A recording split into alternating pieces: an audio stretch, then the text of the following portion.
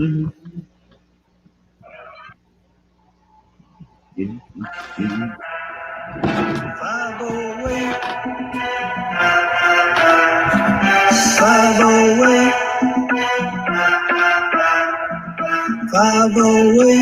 where I'm from. 508 is where I'm from. 508 is where I'm from.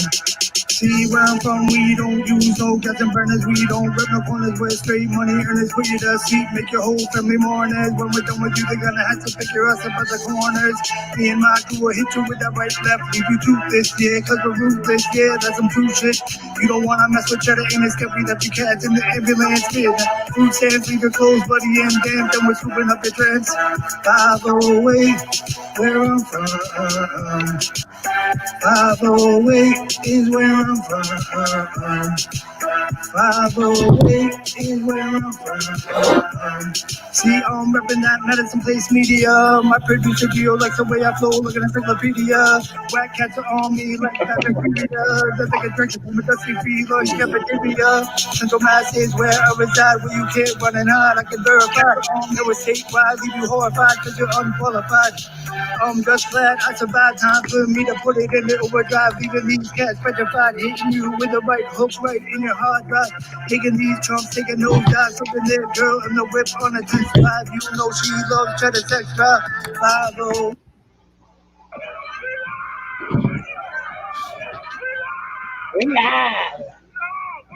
We live. All right, what's up, Turtle Riders? How are we all doing out there tonight? Good? Let me get this going here. What's up, ladies and gentlemen? Welcome to the live show. I've gone ahead right now, and I have shared the link to this on the Clarence Woods Emerson page, as well as the Turtleboy Sports Facebook page. Like both of those, follow both of those. I've also tweeted out on Twitter. I'm on Twitter. I've been on there for like 3 months now. I think yesterday was a 3-month anniversary, actually. So somehow I'm still on there. You can find me at Real Uncle TV on there. That's at Real Uncle TV. So we have a great show tonight with us tonight. By special, I feel like I got Bret on here. It was going to be me and Intern tonight, but then some shit happened where it's like sometimes some shit on the agenda, and it's just like, okay, we need Bret for this. And I'm appropriate for that type of show. I agree 100%. I'd say so. And also, hey, sorry. Go ahead. Go ahead. What are you gonna say? We should start with a moment of silence because apparently last week we killed fucking Wilford Brimley. We really fucking died after the show. Yeah, we was making fun of somebody and we called him Wilford Brimley, baby. I think you called him that. And then right after the show, the real Wilford Brimley passed away. Peace, Wilford Brimley. Sorry about your luck. Pour some down for the homie. And there's Intern. Oh, That's Intern, right. You got a nice mic there. What's up? You got a nice mic there. Oh, well, thank you.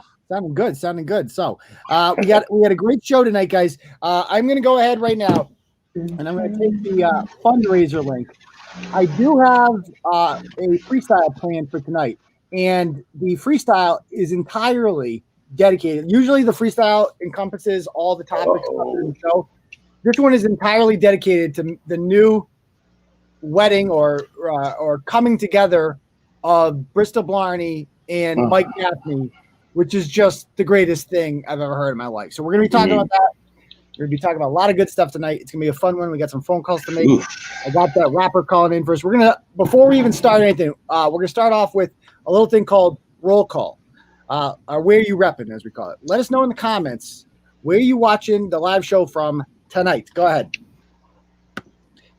And by the way, so if you donate to the fundraiser, as you know by now, if we can raise 150, I read off the comments right on there too, by the way, then we unlock the freestyle. So here we go. Sturbridge, let's see, Roxbury, Yarmouthport, South Hadley, Los Angeles, let's see, West Roxbury, Arlington, Salem, Tucson, Lynn, Abington, Richmond, Hanson, Massachusetts, Union, New Jersey, Long Island, Nashua, Methuen, Foxborough, Woonsocket, Enfield, London, Attleboro, Dennis, Brockton, Burlington, Vermont, Apache Junction, Arizona, Weymouth, Groton, Boston, Dedham, Hubbardston, Pawtucket, Matthews, North Carolina, West Tadnick, Jefferson, Derry, New Hampshire, Lunenburg, Sturgis, The bottom of Lake Rico. Sturgis. Spreading some Rome out there. Auburn, White House, Connecticut, Southwick, Weymouth, Wilmington, Roxbury, Franklin, Hubbardston, Orlando, North Jersey. You name it. Freeport, Tewksbury, Iowa. That's a new one. Iowa. West Brookfield. East Providence is repping in the house. The law offices of Mike Gaffney. I think they're closed. Walmart, FEMA Zone 3, Foxborough, Brooklyn, Connecticut, Uxbridge, Auburn, Charlton, Enfield, Karine Gaffney's Panties. Ooh, that sounds musty. Burlington, Coventry, Waltham, Fort Worth, Texas. Patterson by way of Hopkinton. Portsmouth, Ohio, Denver, Colorado, Wilmington, you name it. If I missed you, I missed you. New Bedford, West Brookfield, you name it, Westminster. All right, so. Don't forget Karine Gaffney's cleavage, too. Plenty of room in there. Let me tell you that much. Plenty of real estate in that territory in turn. So, I'm going to start off, first story of the night, I'm going to start off with the rapper. We're going to keep a little light to start before we get to the good stuff. Well, this is good stuff, too, because he wants to call in. This story was written on. He wants to call in? Oh, he's going to call in. Yes, this is going to be magical. Oh, yes, it is. Is that why Bret's here? No. For other reasons. Listen, I think I'm going to mute my mic for that story so I don't catch a hate crime with fucking Spectrum, MC Spectrum now. Go ahead. You're going to get me fucking sued by someone, man. You just call it MC Spectrum. Oh, my goodness gracious. Yeah, that's what the fuck. Go ahead, that is beautiful. That just became property of Turtleboy Sports. I know. MC. I wish I thought IEP Diddy was pretty good. That is good. MC Spectrum. Okay, so here's MC Spectrum. We found this guy because he was he had some things to say. There was a pro police rally in West Brookfield, and he wasn't a fan of it. So let's see what he has to say. Go fuck yourself. Okay.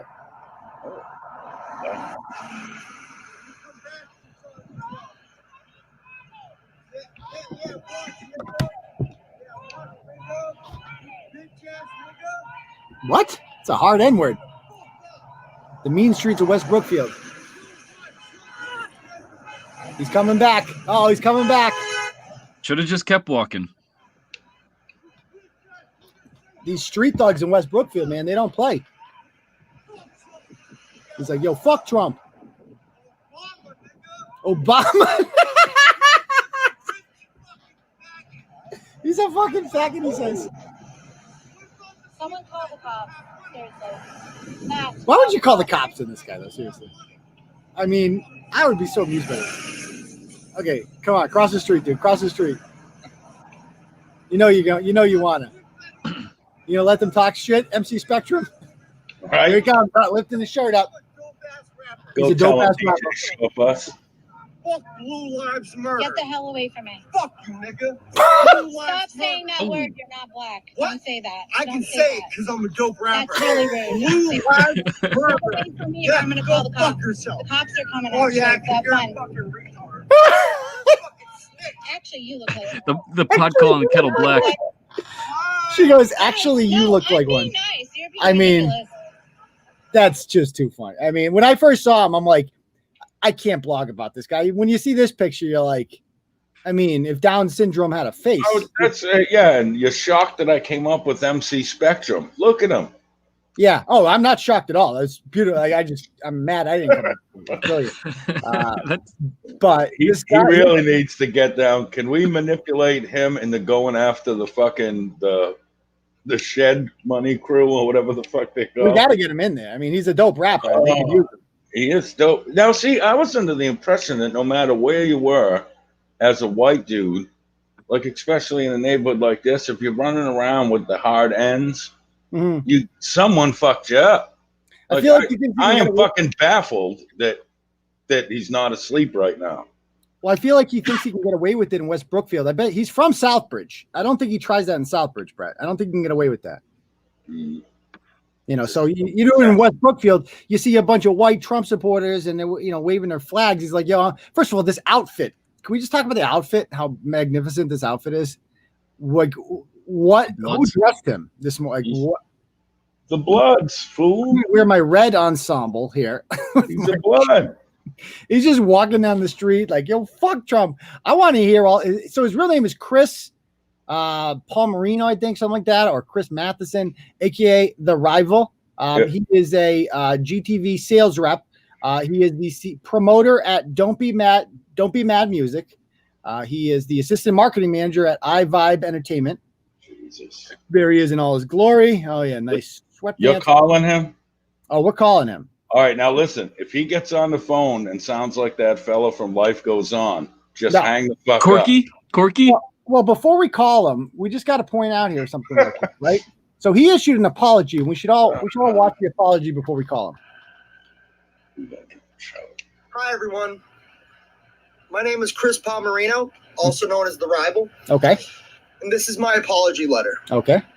In the aftermath of my recent outburst, I would like to sincerely apologize to anyone I may have offended or any race I may have slandered. I believe everyone has a right to their own opinion. Okay. And I do believe I may have taken it too far during the Trump and Blue Lives Matter rally in West Brookfield last Saturday. Okay, a little too far, yep. Evening. Yep, okay. Or afternoon, same thing. So, yep. I would like to apologize to the citizens of West Brookfield. Okay. And all of the police officers as well. Okay. What about black people? By no means am I racist. Oh, okay. Thank you for clearing that up. Homophobic. Or have Down syndrome. You got to clarify. You got to clarify that. No. Okay, stop it. All right, that's pretty much to me like a release form at this point. Exactly.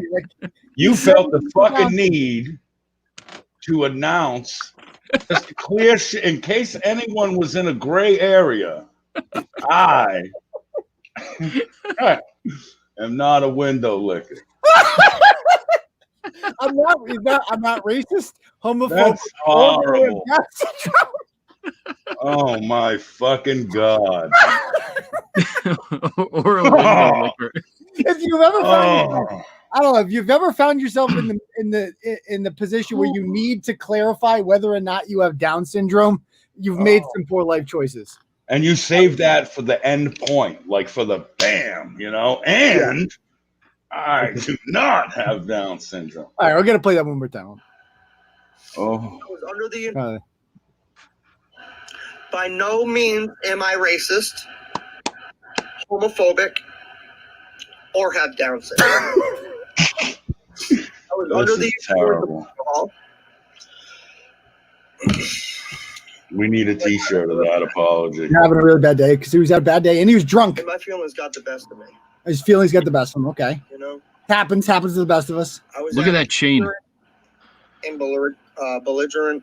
Okay. Towards other people for no reason. Oh, yep. Not good. Not good. I haven't consumed any alcohol since that day. Okay. And I don't plan on it. So he was drunk. Okay. Soon. He was just drunk. I can be such an ass when I drink. Well, but I'm taking it one day at a time. So he might just be a drunk. All right. All right. Well, no. Now I just changed my opinion. I'm trying to better myself. He doesn't have fetal alcohol syndrome. He's just an alcoholic, I think. Oh, there's no way his toes touch. He has fetal alcohol like a motherfucker. His toes look like monkey feet. I'll bet you 20. Oh, God. So that's his story, and he's sticking to it. Also, we just got to go through this guy's profile real quick. Just real quick. I'm going to bang through it. He's got everything to him. That I first thought he was, DS2. But then he appears to live on his own. He's got a girlfriend. This whole, people with Down syndrome aren't this aware of, how to be a freaking hood rat. Like, how he acts, the flat brim Bulls hats, the chains. He does fucking shows. The Newports, obviously. He's been kicked out of and banned from the Palladium. I don't think you can get arrested with Down syndrome, can you? He said specifically. I don't have Down syndrome. Okay, it's not an issue. Quit bringing that up. Yeah, sorry. Personal. If you can identify it. Yeah. Oh, and did you see this Facebook live show where he nods off? Yes, that was amazing. This is amazing. Salmon? Oh no! Wait, so he does a Facebook live here. What the fuck is up, guys? Now we're gonna talk to you. We have some real issues. Here he goes. My best friend.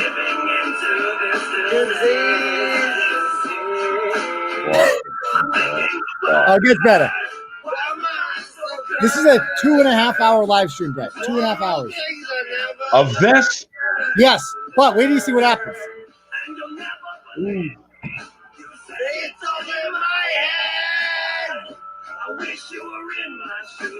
He's getting tired. He's getting tired. He's ready to go.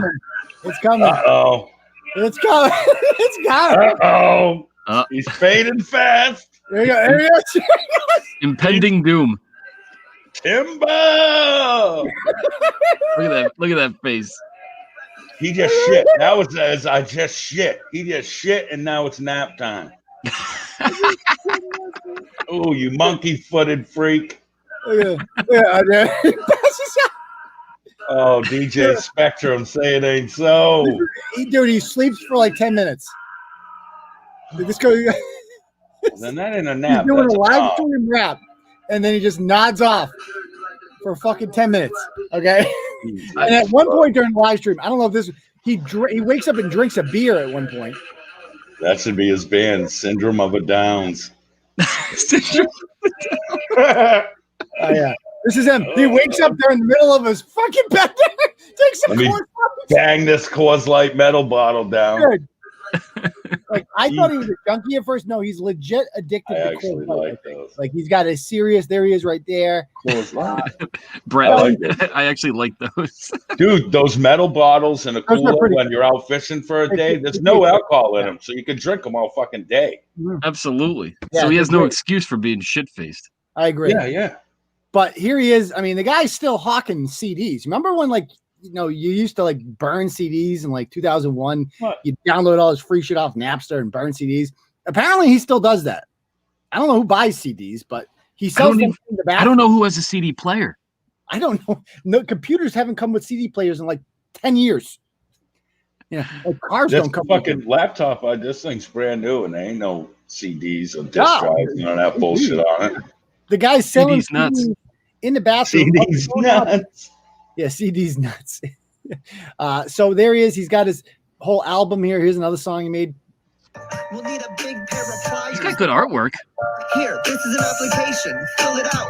Stop thinking that you're good at. Okay, so that's typical. And he's got like bitches. Like, look at this guy. Look at this guy. He's a fucking MC Spectrum's pulling broads. I mean, yeah. I don't know Oh, if you I want think to- all right. Now you see the pictures of with the skinny broads. yeah. Those are friends of friends. It's like, hey, you know, here, boom. This last picture with the Huffalumps and the fucking DJ Short Bizzle there in the middle and the rest of the freaks in the back. That's his real life. Oh, goodness gracious. These lodgings. Yeah. So That he arm is the size of my thigh. Oof. his Facebook posts are just amazing. Like, who the fuck do you think I am? An ATM machine? Blocked? Ba-bum. Yo, I just wrote the most murderous verse to a huge collab I got in the works. OnlyFans, but it's me making out with your girl while she booty shakes to my song Pimpin' as I guzzle down Coors Lights and smoke menthols. Like, you can't. What a character. How have I not, he's in Ratchet Madness, right? Like, he's So it's not a character though, right? no, Oh, this is him. Like, we gotta call him. It literally feels like We'll call all him. these fucking wiggers use the same playbook. Yeah. The same bullshit about collabs and records and like they still say records. It's 2020 and you can't go outside without killing your grandparents. Calm the fucker down saying you release records, shit dick. Who the fuck, do you own a record? Yeah, I'm gonna call him right now. We're gonna call him right now and find out. Okay, we'll call him. Chris Matheson. MC Spectrum. MC, that's still hilarious. I know. DJ Shitty Short Bus. DJ Short Bus. Oh, come on. Was he sleeping? The debut album, Half Day of School, yo. Hello? Chris? Hello? Hey, what's up, man? How you doing? What's up, buddy? So what's going on, man? So we wanted to have you on just to talk about, obviously you were on the blog last week and you put out that video, the apology video there, whatever. So Yeah. what happened? You were just drunk in the middle of the day? Yeah, man. I woke up feeling good. I drank wine the night before. I had a long day of doing laundry on Friday and fucking. You did laundry the I whole just day? fucking- Oh. I didn't take my meds and I snapped. So do you do that frequently? Not really, man. That was just to get me more known. It was a public stunt, but it wasn't premeditated. What do you mean? It kind of happened. What do you mean a public stunt? How'd you know somebody was recording? Oh, hold on in there. So what do you mean public stunt? All right. I'm going to tell you the truth. People were antagonizing me a few feet away from the two that recorded me. You can see when I look to the right when I'm screaming at them too. I was trying to walk to the store pleasantly. Why were you in West Brookfield drunk? Wait, you can't have it. I was hanging out with my friends. But you live in Southbridge, don't you? Yeah. Where do you live? I live in Southbridge, but I had a few friends that live in West Brookfield. And they live in the middle of the town, and you just happen to walk, and you were just drunk in the middle of the day. Yeah. Off of, So random. it doesn't sound that random. So then you decided to dress up in all red and go yell the N-word at people. Are you in? Yeah. What's up with the N-word part? I don't know, man. I grew up in Southbridge, and a lot of Spanish people say nigga this, nigga that. Hey, whoa. This is a family show. Yeah, there's kids listening to this. Homeschooling. Homeschooling. I thought you were going to put me live. I thought you were talking without. We are live. You are live. Oh, I'm sorry about that, sir. No, It's all right, ma'am. Just no N-word. Continue, please, madam. I apologize. But yeah, Okay. I feel like it's not really offensive unless you say it with the ER. so you're not. So you're not I grew up sorry. in Southbridge. Okay. So you're not sorry then, I am sorry. but you feel like it's not offensive though. Huh? I feel like people didn't really get offended by it. I didn't really get no backlash from it from my African American friends.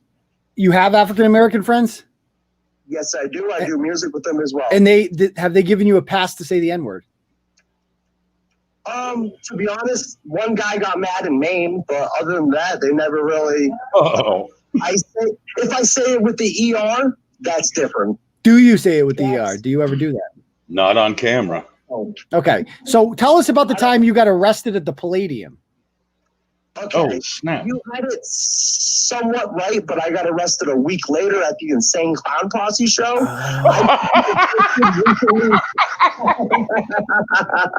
He's laughing. Yeah. Oh, no. Go ahead. Go ahead. Go ahead. That's somebody laughing. Yeah, that's Bret. That's Bret. I'll stop. I apologize. Nice to meet you. Yeah, I just got to mute. Yeah, I'll talk to you. It wasn't after my show. Me and my boys' show was pretty good that night. A week prior to the night I got arrested. Who goes to your shows? Like, who goes to your show? Beat me up. The staff beat me up. I never told on them or anything. And I got resistant arrest when I walked to the front of the Palladium. That's what happened. And they got away with beating my face in. What did you do? What did you do to get kicked out? Were you drunk? I was really drunk. Yeah, maybe I had one too many. Are you an alcoholic? You seem like you're drunk a lot. I like to drink like 3 times a week, yeah. But you're drunk during the middle of a Saturday afternoon in West Brookfield. I would say that's kind of alcoholic-ish, right? And you were drinking wine the night before, you said? Yeah, I don't do that all the time, but you don't? I did it like what was that? But like, I was at an alcoholic. well, okay, so like 3 days before that. 3 days a week. But like 3 days before that, you were on Facebook Live, literally nodding off during the middle of a 2.5 hour stream.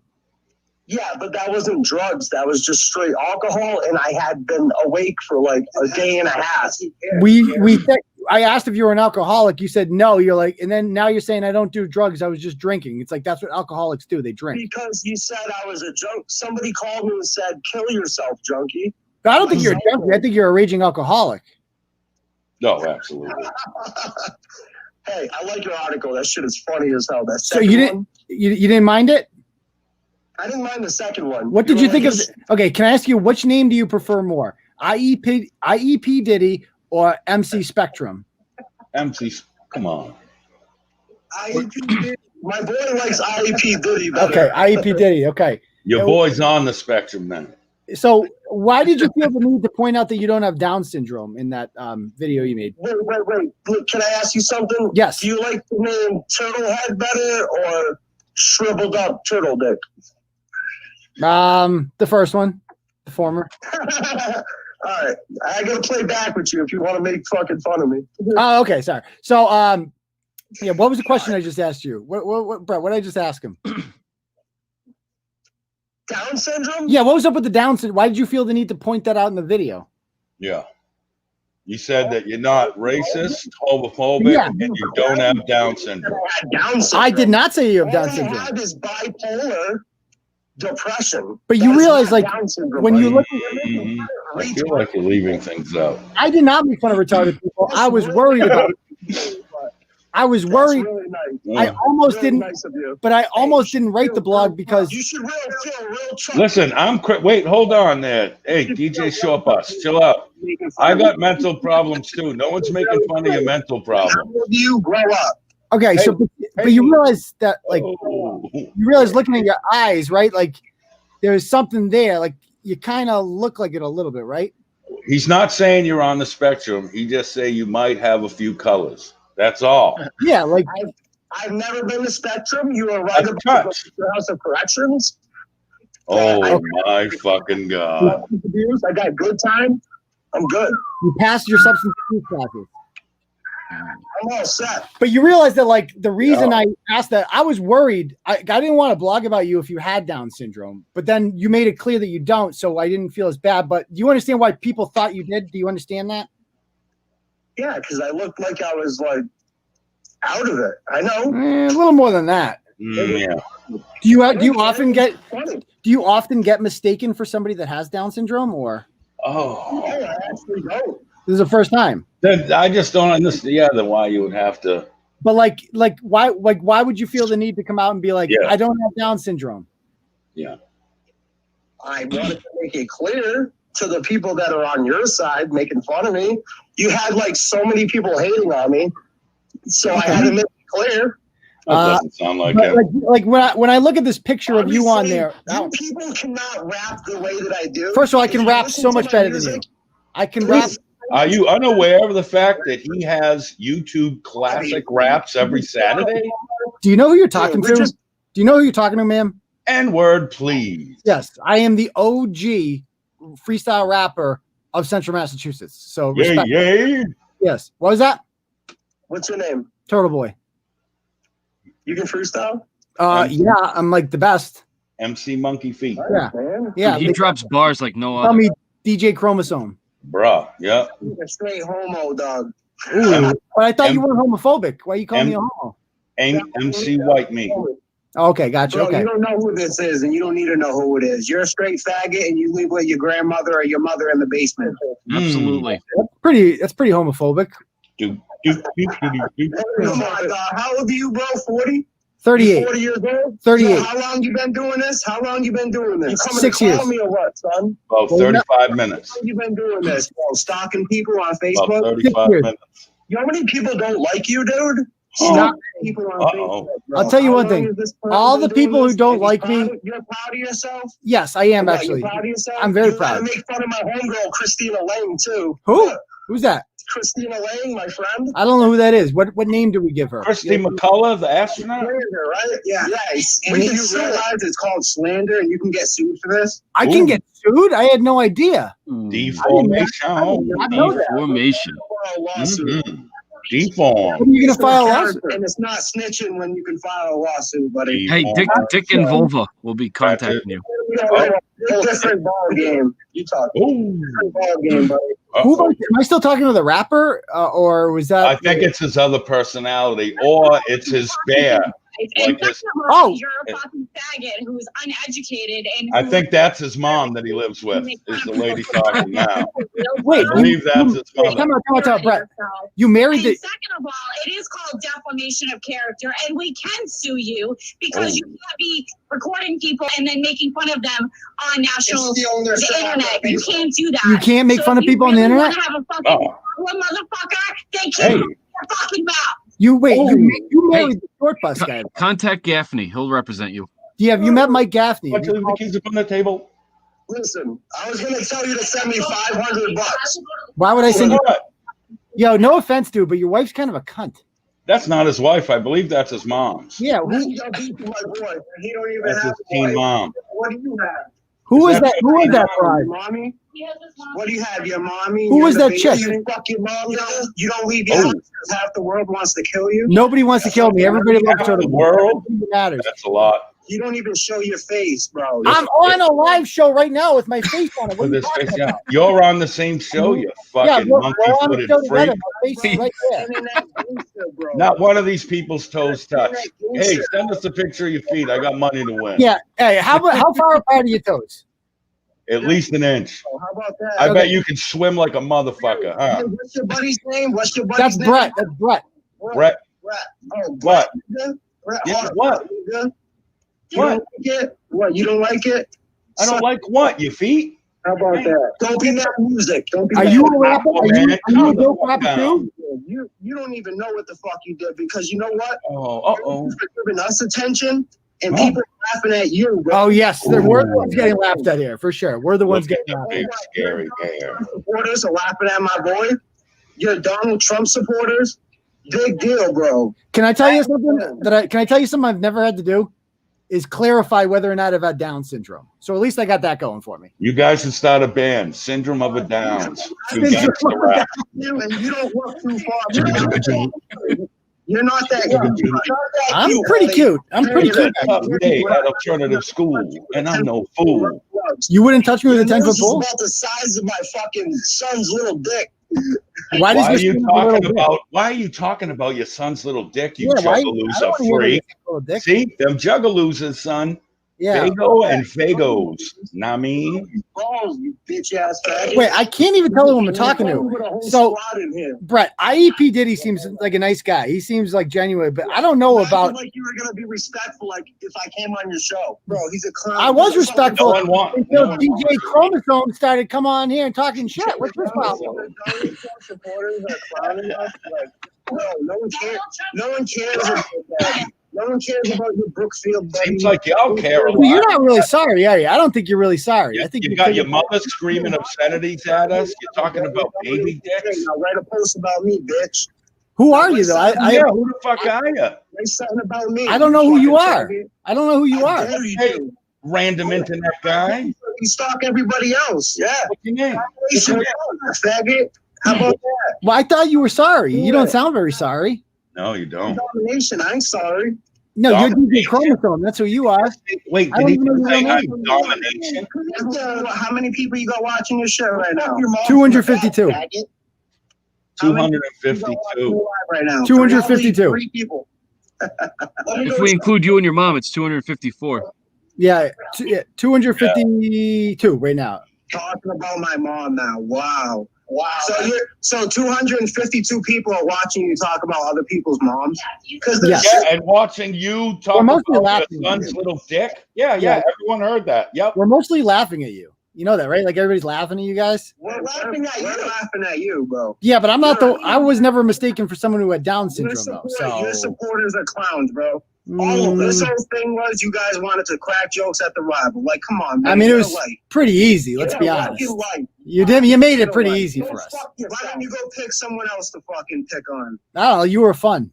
I like this. Just to be clear, I do not have Asperger's.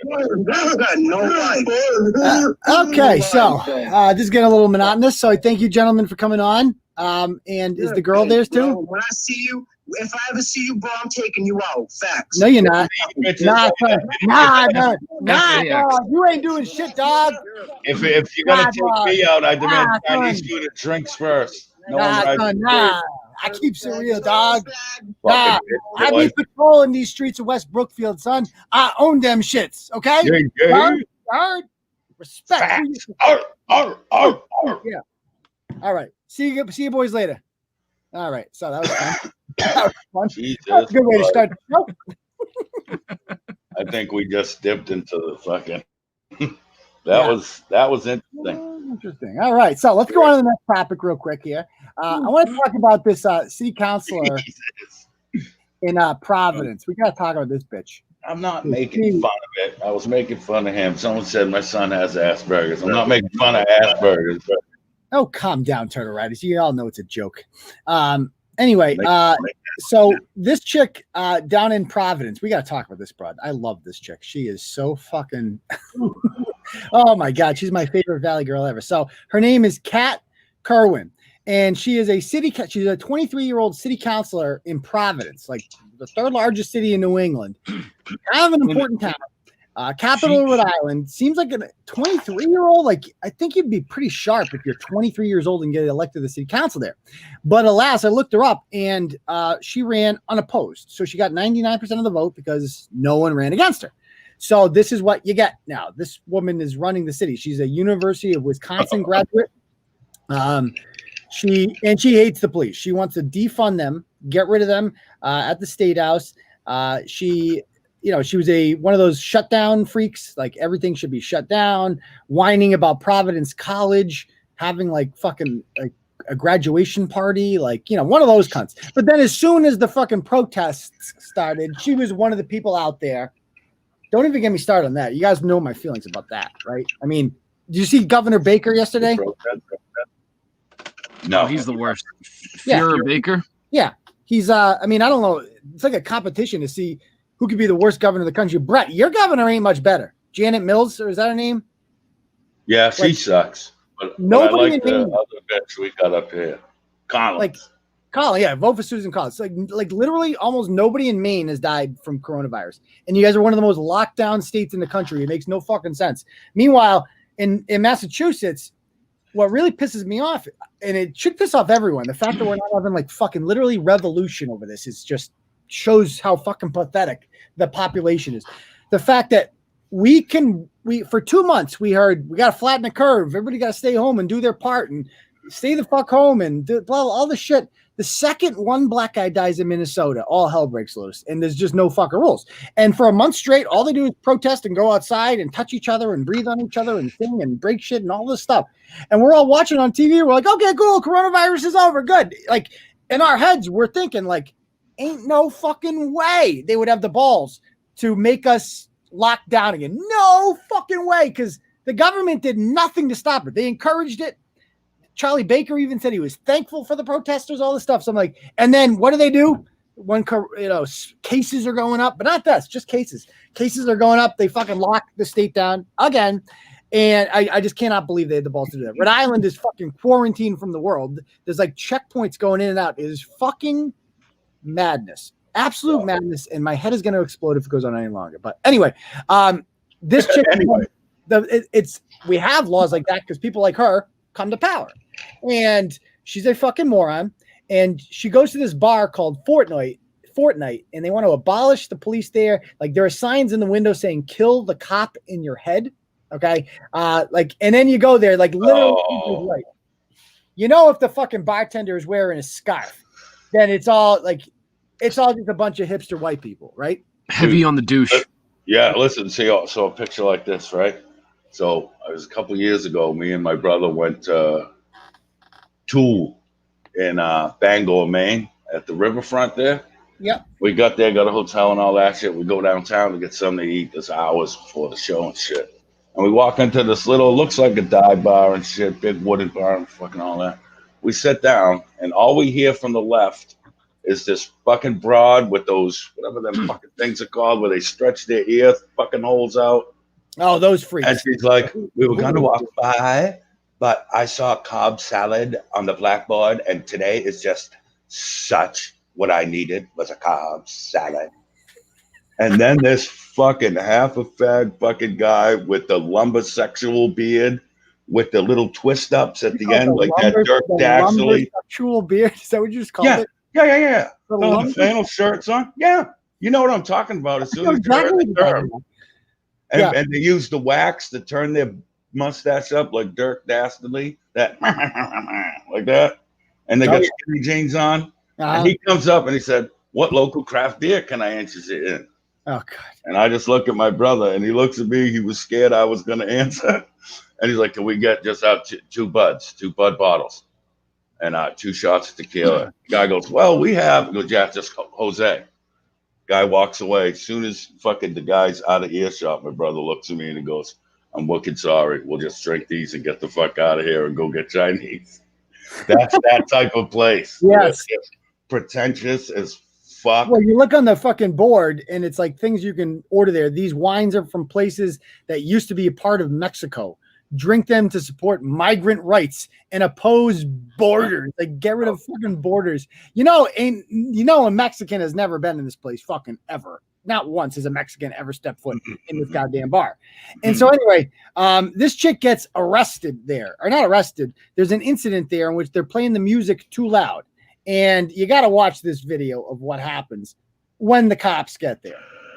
Hi. I'm Councillor. This is her. Councilwoman Katherine Kerwin stepping in the night of July 22nd as police showed up outside Fortnite Wine Bar, saying they were called for a noise complaint, and the bar did not have a permit for music. Ma'am, can you just calm down? No, I'm a councilwoman. Please don't tell me what to do. Thank you. Stop right there. So Pat is talking to her like they're there for a noise complaint. She goes, no. I'm a councilwoman. Please don't tell me what to do. Oh, fuck you, cunt. I'm a councilwoman. Bitch, they're the cops. Like, you're above the fucking cops. Yeah. You're 20-3 at the end of the day. 20-3. You're at a bar where that's known for hating cops, even though it's filled with all white people. And then she immediately goes to the other cop. She takes her fucking mask off here. Takes the goddamn mask off, Miss Corona freak, and points her fucking finger at him and starts lecturing him. Kerwin said she would call the police chief, and when told that it was a noise complaint, Someone called and complained whether people live above here or They not. live downtown. They can get over it. They live downtown.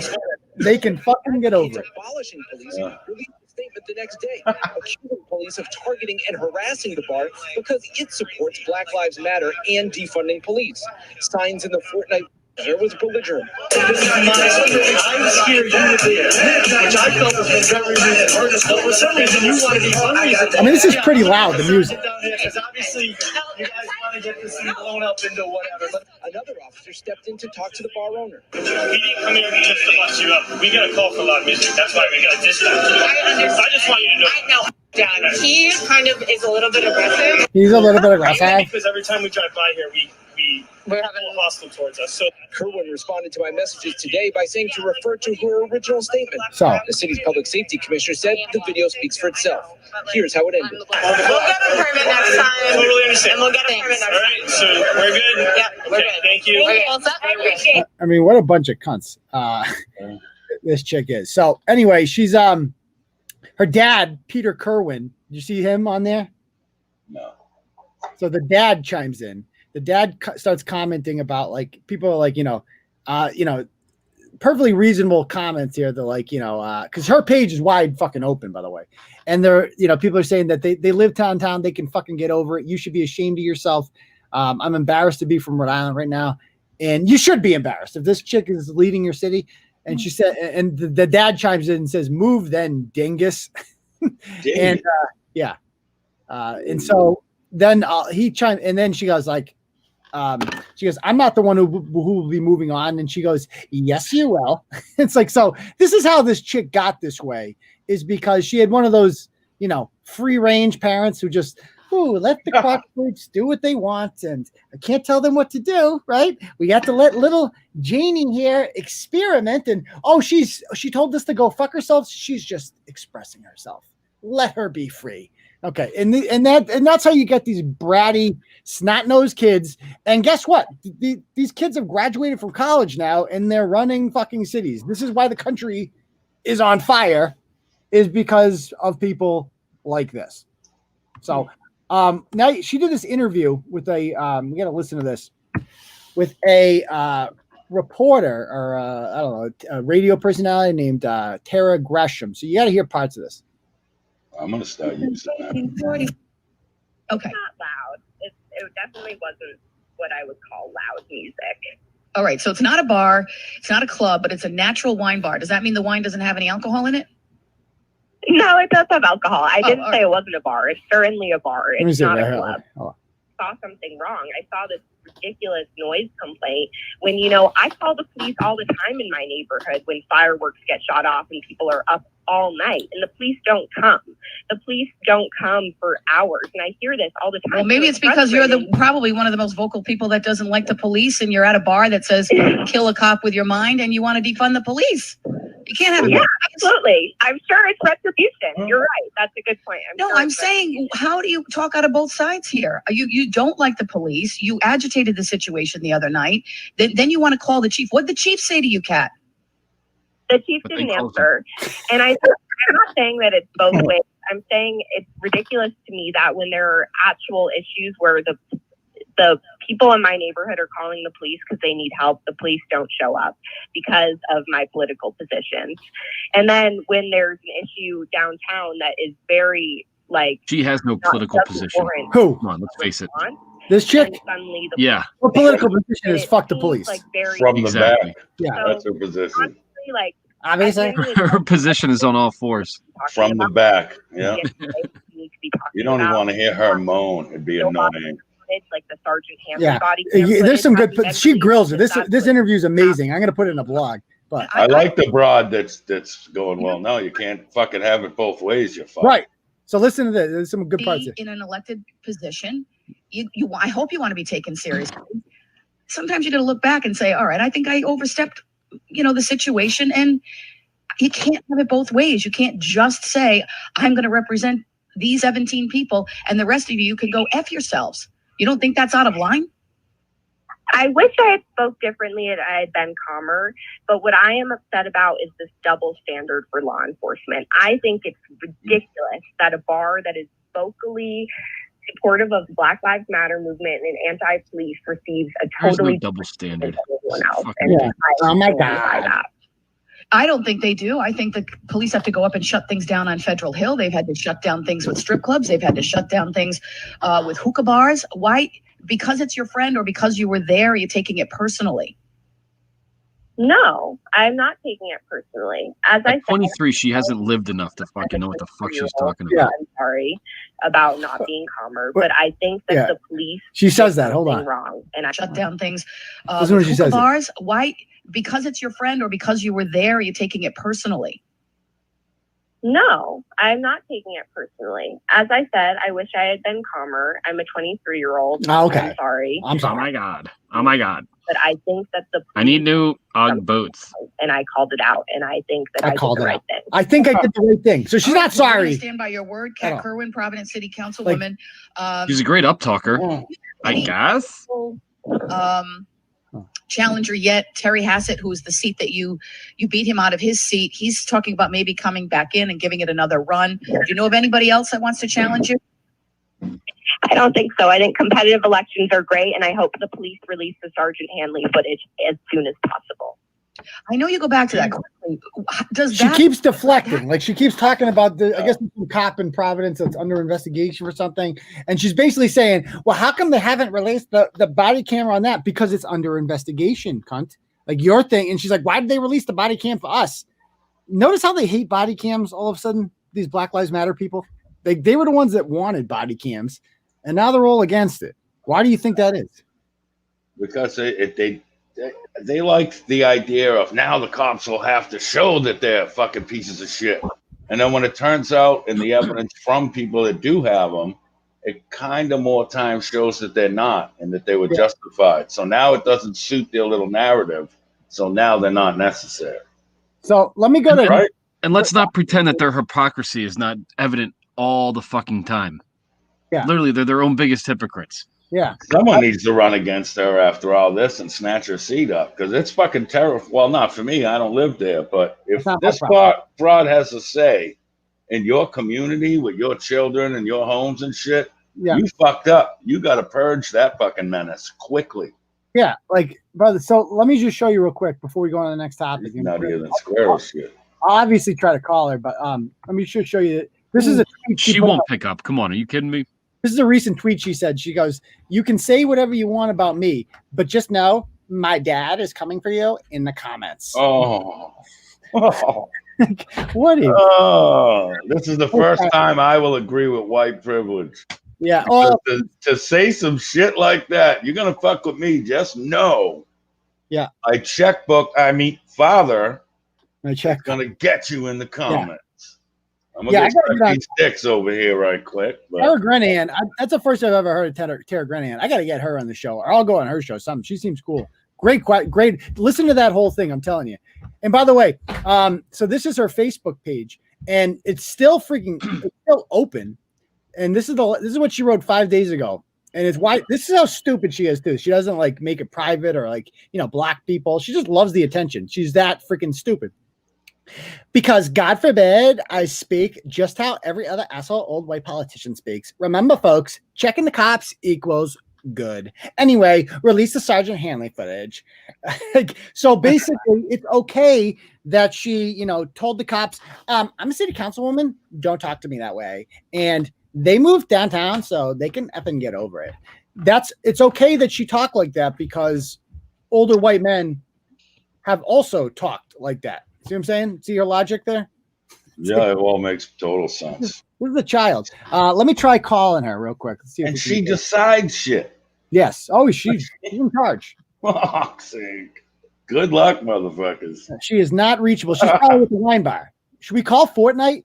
Let's call Fortnite. Let's call Fortnite wine bar. I'm calling them right now. I'm going to find out their number. You're literally going to call a bar and ask for her? Yes, I'm going to ask for her. Oh. Dude, I hope she's as drunk as fucking DJ Short Bizzle.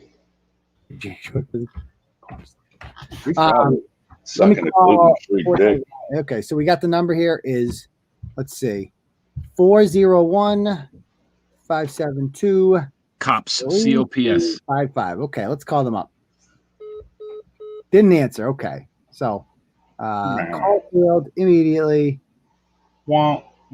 User busy. All right, so they're not answering. All right. So anyway, let's go on to the next topic. Before I do, let me just refresh the donos here and give some shout outs. If we raised enough for the it looks like we did. We have raised enough for the freestyle. But if you'd like to contribute, you're more than welcome to too. In the meantime, we got contributions here from Melinda says, definitely need the freestyle. Thanks for all you do. You're very welcome and you're gonna get it. Trust me.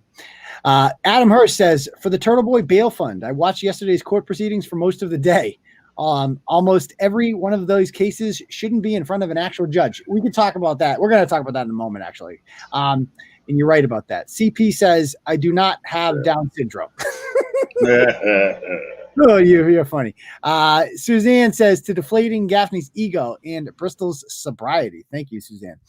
Billie Jean says, to the Bristol Fund. Excellent. Thank you, Bristol. Billie Jean, rather. Kristen says, love you, Turtleboy. I love you too, Kristen. Very much so, actually. Christine says, keep up the good work. And you know what? I'm going to do just that.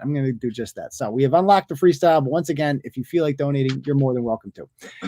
Okay, so let's talk about what happened yesterday in court, because I might be in a little bit of trouble here, guys. I don't know. We'll see.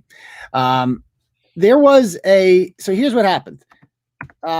We all know the Lorrayna Calle story. I don't even have time to relitigate the whole thing, but basically this crazy bitch, 9 months ago, I exposed her. She was arrested a couple years ago for abusing her stepdaughter. Okay. So she's married to this loser, Sony, and Sony's ex is Denise, and they have a kid together.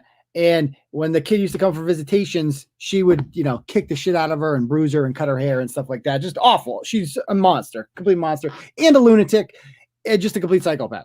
So she's been taunting Denise for a couple of years now, sending her death threats, violating restraining orders, like threatening to kill the kid, wild shit. And the police weren't doing anything about it. So I made a big deal of it. And boom, next thing you know, she got arrested. She got charged. She spent Christmas in jail. But she's out now on bail, awaiting the trial. And in the meantime, she is attempting to get a restraining order now against Denise. So what is the reasoning for this? Well, it's simple, really. So in the meantime, this is what happened. So Lorrayna, when I was on vacation, creates this Instagram account called My Mom's a Hoe, Please Buy Me. My Mom's a Hoe, Please Buy Me. Where it says, we are young and love dick. And it says, little Hispanic black bitches. The oldest one is trained to suck dick already. Her father taught her. And it's a picture of the girl that she abused and the new baby. Keep in mind, this is the same bitch who sent me that Denise had another kid like 3 months ago. She was pregnant throughout all this. So she had another kid, and while the day after Denise had a kid, Lorrayna text messages me a picture of the fucking hotel of the hospital hallway of the baby wing of the hospital she was staying in. She goes, and she sent me the goddamn, she know what room number she was in. So I texted Denise that, and I said, and they had to fucking move her. Can you believe that? Like, that's how crazy these bitches. Wasn't there another instance to where she's like, oh, so-and-so, like one of the kids had on a blue coat or whatever when they got dropped off at school today at 2:34 or whatever. Yes, she used to stalk the girl on the way home from school. Kids. Yeah, like this is one of the few that you've dug up that I found that I think and still believe is legitimately dangerous. She is. That can't be an act. No, she's been arrested for harming the child. Like I put the arrest, like the DCF report, in the fucking blog. Like I'm talking like killing someone or a group of someone's. She's dangerous. No, she's absolutely very, very, very dangerous. The sad part is she likes the attention, which is like, I have to blog about people like this, but I almost don't want to give her attention because she clearly thrives off it. I'll be getting a text from her shortly, I'm sure. She always texts me. And so here's she made another Instagram called Agency Adoption. We are adoption and foster agency, finding homes for children in need, and puts the kids up there. Then she made another one called The Ugly Crotch Fruits. This page is dedicated to the copyright infringement. Yeah, I know. Is that an homage to you? Obviously, this chick's obsessed with me. Like she was trying to. Yeah, she goes. This page is dedicated to the ugly babies of ghetto Massachusetts. All these kids' parents are a bunch of ugly bitches, and the pictures will prove it. So this is what she does. This did not last very long. A few days, causes a sensation. She loves it. Everybody knows that she put it up, and she put it up. This is how devious this bitch is. She put it up specifically so that people would comment on it and be enraged. And all these people were like, fuck this bitch. They started posting her address, and some people actually went to her house in Worcester, and she videotaped them, and now she's using that as a way to try to get a restraining order against Denise and the other girl, Courtney, who also has a restraining order against her. I mean, that's fucking diabolical. That was her plan. That's crazy. I mean, no doubt about it. That is exactly what she wanted. And so anyway, she also made up a fake Denise page, and she started posting threats to the judge in the case, in her upcoming case, using the name Denise. So she's pretending to be Denise, writing threats towards the judge. Keep in mind, I met Lorrayna for the first time 9 months ago when she messaged me using this Denise Ramos page. And she's like, why are you posting my DCF reports? I'm like, who the fuck are you? I'm not posting any DCF reports. And then I'm like, she sent me the freaking screenshots. And I'm like, I'm looking at this. I'm like, oh shit, I see this shadow around this. This is photoshopped. And I'm like, looking at it. I'm like, this post says 30, but like, how did she get all the likes and comments then if it's a photoshopped thing? And then I look down on my page. I'm like, well, this post has 38 likes and 9 comments. She just took this fucking post and posted her DCF shit on it. And like, that's how fucking crazy this chick is. That's how fucking crazy she is. She's fucking insane. So anyway, she has court. She's got court yesterday for the restraining order hearing that she's the plaintiff now. Somehow Denise, this woman who's been victimized. I don't know how this woman does it, guys. Like, she's pretty fucking calm, if you ask me, for somebody who has been like stalked, tortured, harassed, tortured's a good word for it. Yeah. Well, it is psychological torture. Right. I mean, and it never ends. It's like, it never fucking ends. And so I'll give her credit for it. She's like a pretty good fucking sport about it. She doesn't have like the means to like, do much about this. And it's like, I came to her defensively. Like, I feel like we've helped a little bit, but Lorrayna's still out there, So anyway, Lorrayna's got court, and there is a Zoom. These are all on Zoom now. So you can just watch these. These are public hearings, which I feel like we should do that more often. Just fucking watch court together, because you guys saw that day. Like, we had to watch. I think there should be a TV channel, like a local cable or whatever TV channel of it for every city. Yeah. Boom, boom. Were you guys watching any of those with me or no? No, I wasn't. Let me tell you, I had a bunch of Turtle Riders watching. There was like so many people in there. The judge was confused. Like, who the fuck are all these people doing it? And the people were, some of the cases, like there was one guy with his fucking stepdad, and the stepdad wanted, the kid wouldn't pay 50 weeks $50 a week rent. He wouldn't fucking pay it. And he was just being a dickhead to him and he wouldn't leave the house. There was that, like, there was all this shit that just had no business. There was 2 lesbians that one of them wanted a restraining order. She's like, yeah, I said that crazy shit, but I didn't mean that shit. I was just kidding. She ended up getting the order. I just playing. Yeah, this judge was clearly no nonsense. So whatever. Anyway, it was the morning session, right? And so I'm watching it and I'm like, I see Lorrayna going on it. And so I fucking screenshot it because it's on my computer. I'm like, I've never heard Lorrayna talk before. Yeah. And I screenshot it and I posted on Facebook and I'm like, go to the Zoom channel now. Check this out. Lorrayna's on there, blah, blah, blah. And I'm watching the proceedings on Zoom and literally, Bret and Intern, literally within 2 minutes, the fucking clerk pulls the judge aside and whispers something to her. And then the judge calls the 2 lawyers up and is like, just so you know, we're live right now on Turtleboy. Yeah, we're being watched. And she said that, and she didn't because she forgot to turn the mic on. I missed this. That was great. She goes, just to let you know, we're being recorded right now on Turtleboy. She goes, and I don't know what to do because this is technically it's a public hearing, but if somebody's recording it, it would be like having a camera in the courtroom, and that's not allowed. It's like, to me, this is a perfect example of why this lockdown shit, this remote learning, remote court, all this shit needs to end. It's not the same thing, okay? You can't have fucking court on Zoom and expect it to be fucking private. I'm sorry. I just happen to be, you know who I am, right? But if I was just some fucking stooge on Twitter with a fake account or some guy on Facebook with a fake account streaming it, you would have no fucking way to stop that. And you could just, like, I could watch it, like you said, under a burner account, and I could just take my phone and record the whole fucking thing anyway. Like, there's a million. You can't say no cameras, no recording when we're watching from the cameras you're recording with. That makes no fucking sense. Like, exactly. Like, I'm in the fucking house. Like, this is being streamed. Like, it's on the internet. Why can't I fucking record it? That's like saying that you can watch your show, you just can't DVR it. What? You can see it, you just can't keep it. Yeah, like everyone can watch it. It's open to the fucking public. Why can't I rebroadcast it? This doesn't make any fucking sense. I highly doubt this would pass constitutional review. If you don't want people to watch it, then don't make it open to the public. Okay? So they got confused by that. And so they took a lunch recess and they said, let's come back at 2:30. 2:30, they come back. And it's like, instead of just getting to her case first, they did all the other ratchets. So we're all sitting there watching this shit. And I wrote a blog about it while this was going on. And I told everyone what was happening. The blog right here. And I'm like, I go there. I'm like, go on to the Zoom, go on there. Right. And there's like a chat on the Zoom too, which I didn't know about. So I go on the chat and what do you think's on the chat? Turtles, a bunch of turtles and turtle emojis. Yeah. Turtle emojis. That's all it was. There was only like 5 comments. And Lorrayna, you can message the whole group or a specific person. Lorrayna was messaging me crazy shit on there. Okay. And so, but it was only to me, so the judge couldn't see it. So the next thing you know, the judge gets pulled aside again by the clerk.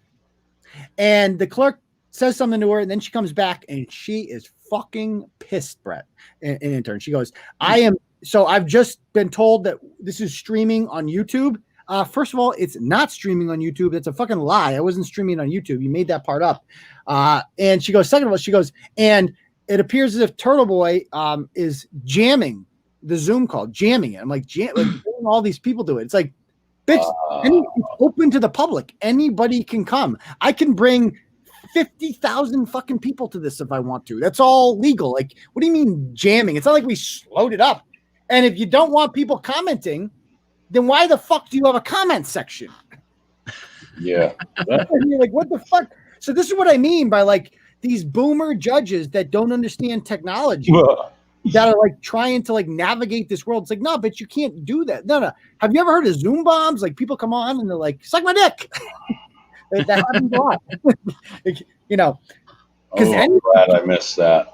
Yeah, you can just not have like so many people forgot to unmute their mic and they'd just be talking and you hear them talking about their fucking groceries and then somebody else would have to come on and be like, oh, your mic's on. It's like hot mic. Yeah, what a fucking joke this system is. So she goes, if this is true, I'm gonna hold him in contempt. So the judge threatened to hold me into contempt because from my fucking living room while I'm watching a goddamn stream, and I'm going to be held in contempt for this? Are you kidding me? So what, then you have to stay home for 30 days? I don't know. I don't know. Like no internet for a month. Like you have a woman in your courtroom threatening to kill kids, but I'm the bad guy sitting in my house? What are you talking about? Obviously, this judge doesn't understand. Like, I fucking hate judges. They are the worst. I'm telling you, I figured out the trick with Charlie fucking Tuna there. With these older judges, you have to, I loved my judge, but you kind of got to bring like the printouts with the timestamps and times and shit. So you have something physical to hand. It's like, look, Charlie would say some crazy shit like that. I burned up a ghost ship or something. And I said, well, if you look, December 12th on 2018, she accused this guy of that right here. And he'd read it. So that's the loophole. Just print everything. Yeah. You can't tell them to hit up your Instagram for evidence. You got to have that shit printed out to hand to these old people. And do it quick because winter's coming. Too quick. I mean, it's just... It's like this should all be public. Like I can watch Judge Judy. Why can't I watch some courthouse in Worcester? You know, like it's all public anyway. I can apply and get the goddamn transcript and the voice recording from any single court case. Like I've gotten them. I got the Bristol Blarney one. I got the Ryan Waters one. Like it's all public. So, and people are saying in the comments, they're like, but you weren't in the courtroom. Well, that's the gray area. It's like if you are watching, you are in the courtroom. Like in the rules, it says you have to rise when the judge enters. Like that's part of it. Like some people I could see them fucking rising, and other people like got kicked out of the live stream because they didn't have a real name, and then they would just come back in with a fake name. Like that's how fucking stupid and arbitrary this is. They're like the judge is like, there are people here who are using fake names. Needs to remove them. It's like, oh my fucking god. You know, it was so confusing to her. Like. It was just another day at the office for this judge. She's been doing these Zoom calls for a month. She's used to it. Some stupid ratchets coming in. Nobody speaks English and whatever. Get through the fucking day. No. And then all of a sudden she gets the Lorrayna Calle docket, the Turtleboy docket, and all fucking hell breaks loose. And so she probably went home that day like, what the fuck just happened? So I hope she's taking the weekend to like actually review the law and realize that guess what? Nothing I did was illegal. Absolutely nothing I did was illegal. And if it was, I didn't fucking know it. And I'm not going to be held responsible for it. Like I took a fucking screenshot on my computer. That's against the law. Are you fucking kidding me? I didn't agree to any of these rules. Like, what are you talking about? So you can just create a fucking burner account. So anyway, go ahead. It's just so stupid. It's like you said, it's public record. It's all this other things. And you literally have a woman who's trying to take fucking pre-deposits or whatever, that pre-orders for someone else's babies. And you're worried about some screenshots in a blog? Yeah. Go fuck yourself. Yeah, you were exactly. She wouldn't even take any of that stuff into evidence, by the way. She goes, now cops need to be trained how to hug it out with violent felons. But judges don't need to be trained on the bold new world of the internet. It makes no fucking sense. That's a great. That's why I like having you on. Well, that's just common. I never claim to be smart. I'm just street. But you are. It's just common sense is common fucking sense. Yeah. Hey, fix this, but I'm still going to sentence someone because this broad said he called her a cunt on Facebook. Get the fuck out of here. Either learn the new world or move the fuck into the nursing home and count your days, bitch. Absolutely. Give a jab of the fuck on, Wilford. By the way, this judge, Bret, is the youngest in the state. She's 42. I don't give a fuck. She's the Baker appointed judge. Man. But you're absolutely right. If police are being like required to like, you know, adapt and learn how to like learn about racial bias and history, but you know, they don't have to learn technology and like how this works. Like I said, with the North Attleboro police, with like the whole Bristol Blarney thing, when I'm like, okay, here's a 2-minute video I made showing step by step how she hacked into my account and wrote a threat to herself. And the guy is just like, huh? What? So I don't get it. This is on the Facebook? What? Huh? And he's like, no, well, this is too complicated for me. You guys both leave me alone. Like that. That should be unacceptable. Like in this day and age, unacceptable. But wait, let's stop everyone's lives because I just heard we got likes on Facebook. Let's all go to recess. What the fuck are you people doing? Yeah. Learn the shit. If you're not equipped to do your job and make judgment based on today's technologies, you shouldn't be in a fucking position to do so. Period. No gray area. No, I've been here for 30 years. I've stank up this fucking chair with my clips for a decade. I don't give a fuck. If you don't know the difference between a Facebook threat and a funny joke, you shouldn't be sitting in that fucking chair deciding people's real fucking lives. Right, exactly. Period. No debates. Especially when it comes to issues like this, which are technological. Like you should be like, oh, I'm going to call. Why we're on judges? How about the pieces of shit that let off shit face number 2, who should have been dead, Bomber? No, I don't want to get into that. It's Joker. Yeah. Yeah, we talked about the Callaghan. Obviously, that's a fucking stupid decision, but anyway, I know. That should pisses me off. Know your place, intern. You don't set the fucking agenda here. Okay. Well, no, I wasn't trying to derail this. I was just saying, since we're talking about fucking judges, they fucking suck. I agree. And this chick will grow up to be one of those judges too. And by the way, as soon as it's over, she starts texting me once again from her burner number. It's just so obvious it's Lorrayna, and she just gets away with it because she's ahead of the times. She knows that like these boomer judges and these boomer cops, they don't know what to fucking do. They're like, well, that's a burner phone number, so what do we do? Well, you fucking, even The Wire, they figured that shit out. Like, you fucking go and figure it out. Like you subpoena I feel like these companies should be more that like allow these burner apps. Like either they should be illegal or like more transparent about who signs up for them. You know what I mean? You know how many fucking calls I've got from fucking pussy hurt fucking either subjects or war people, like all that from that. The fuck's it called? The text me, text plus, text balls, whatever the fuck it's called. Literally takes a few minutes. You set up a fake phone number. I could make one of your phone number, text me, and make it look like you're trying to fucking let me fucking have it suck my dick. Like, you know what I mean? No, yeah, exactly. Make anything with it. Yeah. And there's no repercussions to what gets done with them. Yeah. So anyway, let's talk about the story we're all here for tonight, shall we?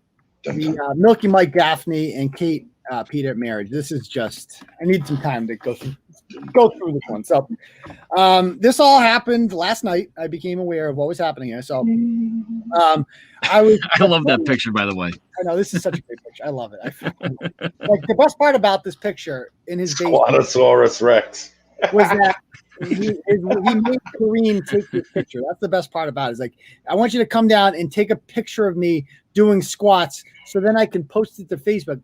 When he first posted this picture, this is when like we were really tight with Gaffney. We all were. We're like, that's our guy. I'm going to be honest with you. This is the first time when I saw this picture where I'm like, yeah, I don't know about this guy anymore. This is fucking weird. Like, this is going to his head. If you're posting pictures of yourself like lifting weights in your basement, you're a narcissist and a fucking weirdo. Like, that's not normal, especially when you make your wife take a picture of it. Like, okay, dude. Well, to be fair, they make each other take some interesting fucking pictures of each other. We are going to get to that. Let me tell you. They're some freaks. Yes, they are, son. So anyway, we know about my history with Gaffney. He was a good ally of ours. We worked together for a long time, but it went to his head. All the attention went to his head. He started making those weird Cheers videos. Cheers Worcester. Yeah, Cheers Worcester. He's just not funny. He had good politics, but he was very cringy. And eventually, he decided that he wasn't going to run. And so he started doing weird shit. And so I'm like, okay, I can't endorse it. But he's like, then he said he was going to stay on the ballot and we should vote for him anyway. And he was going to live in Florida and come every other weekend. And I'm like, yeah, I wrote a blog. I'm like, you can't vote for this guy. Something's changed about him. Don't vote for him. He was abandoning everything. Yeah, he was abandoning. Like, a horse, man. Right. That was the thing. Like when he first, like you said, we were tight as fuck with him. I fucking hung out with him and Corrine. Like, we remember going to the Boynton and shit, all kind of shit. We were like all buddy. And then all of a sudden he's like, too much work. I'm getting shit on. I'm out. And abandons all the fucking support and and not for nothing. And I won't get into stuff, but we We helped him more than fucking once with his fucking stupidity. Yes, we did. And fucking all that was like, hey, oh yeah, you know that city you guys love? Fuck them, I'm out.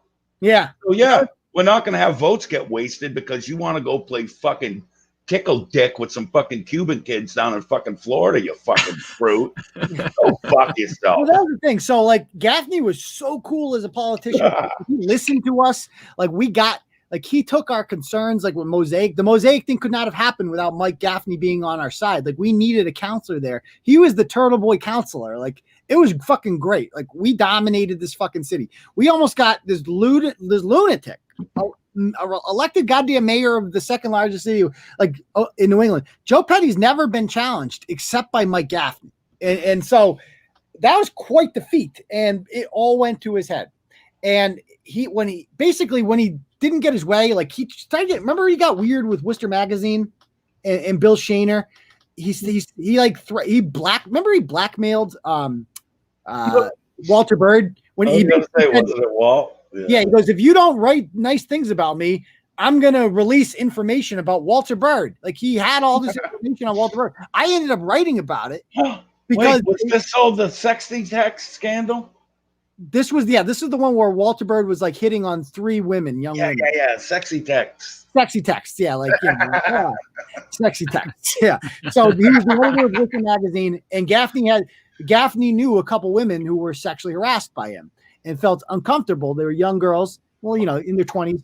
And I knew about it, and they didn't really want to come forward. And Gaffney basically used them as like capital, like basically like, I'm going to use you to fucking get back at Walter Bird because he did mean things at me.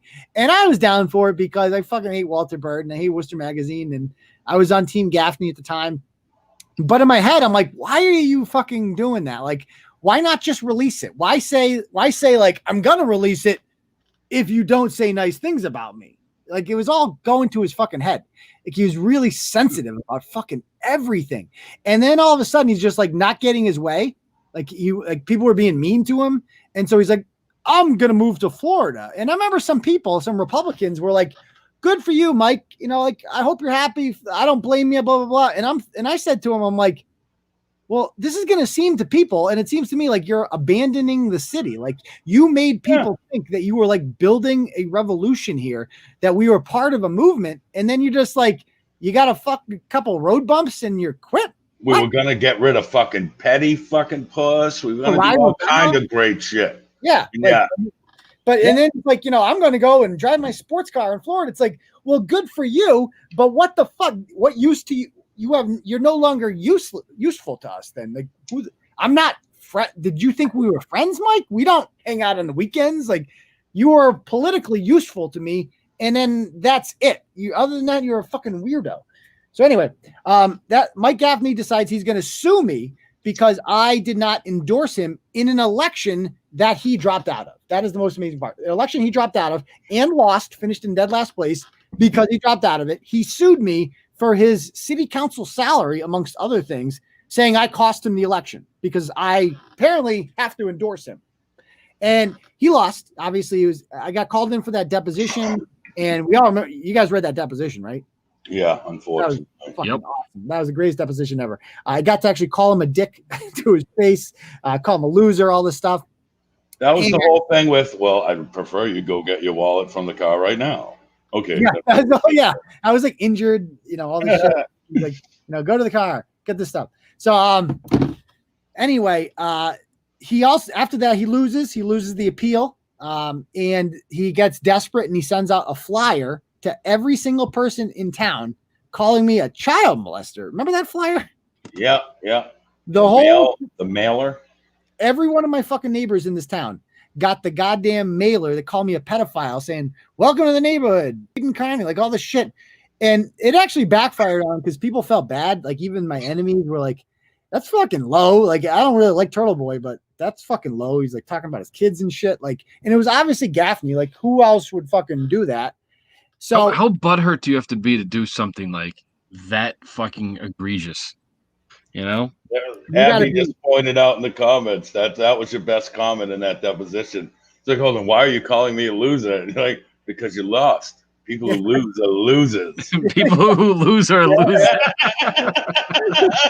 By definition. That should be on a fucking shirt. Yeah. People who lose are losers. The dick comment was like under my breath. So I'm like sitting there. He was being so fucking rude to Margaret. Like he fucking hates Margaret Milliken. Fucking hates her. And because you know why he hates her?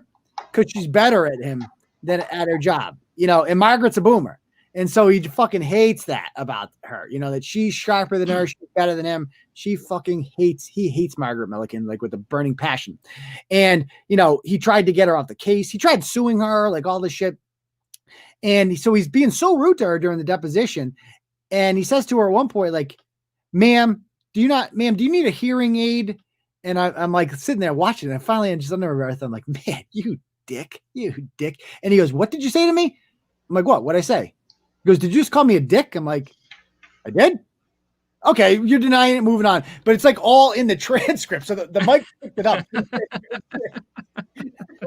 Did you call me? You call me a dick? I'm like, I did? Hey, stenographer, write that down. Yeah. So anyway, that was hilarious. That was a crazy fucking day. The Flyers is like you said, intern. It's like that's like not only do you have to be butthurt, you're not just butthurt if you do that. Like that probably cost them like $15,000-$20,000 to mail all those out. Like 20,000 people live in Holden. Every single fucking house got one. He had to print them all out. All this shit. Like that took a lot of time, planning, effort, coordination, and that's just like you're a fucking psychopath. Absolute psychopath if you do something like that. That's extra as fuck. That's rich guy extra. Extra? Yeah, extra as fuck. That's like I'm almost the king of going too far. But even if I had the money, I'm not throwing it away to mail fucking notes home to all someone's neighbors. You know what I mean? I feel like he definitely spent other shit. He spent more money on that than he did on his wife's tit job. No. Yeah, that looks expensive. Oh. So they cost a lot. That's why they're real far away from each other. If he was going to spend East and West. Yeah. If he was going to spend $15,000-$20,000 to get me, I feel like he could have like done something more effective than just fucking flyers. You could have done something way more fun and effective than that. Yeah, like 15. If you're willing to spend that kind of money to get back, you can go. You could have had an event. You could have done all kind of crazy shit with that money. You could have sent a stripogram to my house. You could have sent like a dump truck of condoms and just dumped them in my fucking driveway. You know what I mean? Like that's the best you're gonna do. Flyers, I was thinking more billboards. Yeah, something like off the fucking expressway, shit like that. Yeah, you could put a billboard up of me on the highway for $5,000 a month. Yeah, think how much more effective. $15,000 for junk mail. Yeah, he's not good at what he does. He's not good. Not good. So anyway, that's Milky Mike. He can't lawyer and he can't take revenge. Yeah. Oh, and after that, he started. Remember, after that, his kind of last stand with Turtleboy, since he kind of went incognito for the last year or so, was he worked with Ryan Waters, and he wrote an after David for Ryan Waters. And after David. Yeah, he was giving him legal advice, which is like the blind leading the blind. It's just, and then Ryan Waters got legal advice. Gave legal advice to Amanda Sawyer. So it's like all these levels of ratchet Turtleboy getting legal advice from other ratchets. None of you would think that, like, you know, maybe don't get legal advice from the guy who lost to Turtleboy. Diane said he could have sent you a shark. That would only probably be $12,000 if he could have sent you a shark in a crate. I'd kill it. Holden, man, find shark in mail. Anyway, if you're watching him on social media, you got to see this fucking. He's constantly posting gym stuff. Check it out. There he is.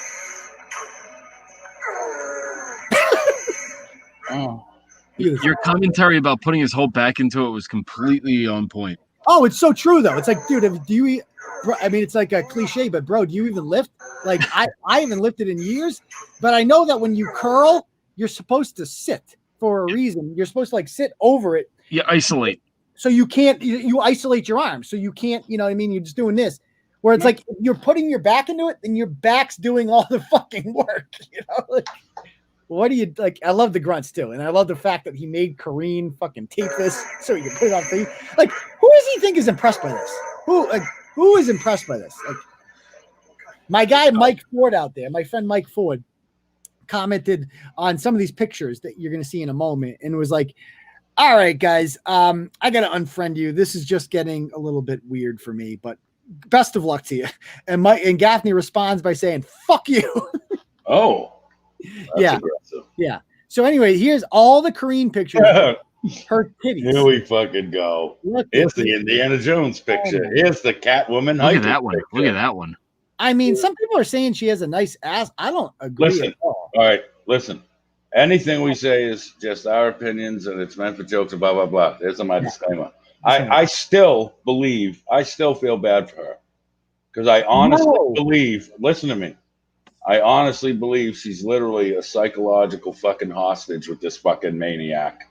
And that he, somewhere along the line, my opinion is he gave her a choice. You can either become what I want you to be, or I'm going to stick with one of these side bitches. You pick. And now we have this fucking thing. And she's so fucking damaged by his brain fuck that I honestly still feel bad for her. You can call me a sissy, anything you want.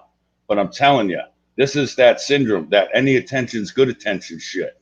Because she makes more money than him. Did back then, does now. Yes, she does.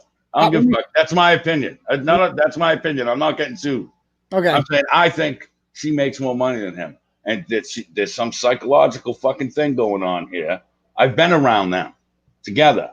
And it's not a loving fucking thing. No, it's not. You know what I'm saying? Yeah. It's not. And I don't give a fuck, Mike. Fuck you. Fucking frosted fruit fuck. But I think there should be a hashtag free chlorine, man. She needs to get snatched by them folks in the vans and deprogrammed and shit. She's a grown woman who made a choice to be around. No, she's made a bunch of horrible choices to be around that megalomaniac. He's a borderline sociopath, son. I'm fucking telling you. Yeah, no, she is. I think she's just so in love with him and infatuated with this idea of Mike Gaffney, and she realizes also that that's all she's got. So you tolerate his girlfriend, his side piece, doing love things and talking shit on his pictures? Like that's acceptable because I love him? Get the fuck out of here. Well, there's some trauma there. I'm telling you, man. Like she wanted to trauma. About 2 years ago.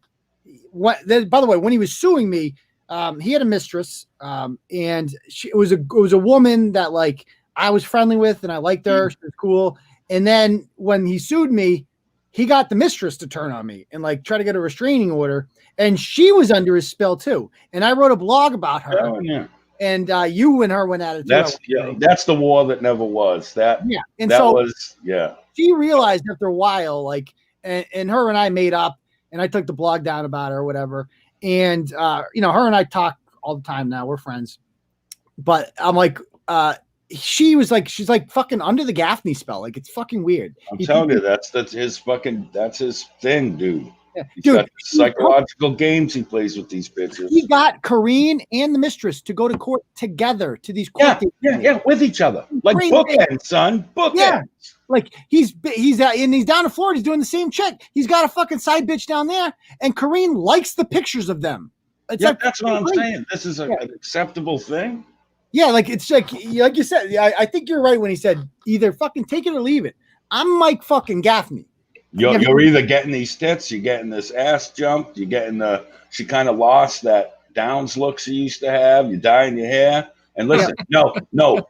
Turn to the left more, stupid. I want to get your tits in the shot. You think that's now flex your asshole. No, in all of them. She loves Show me your butthole. She loves you like that.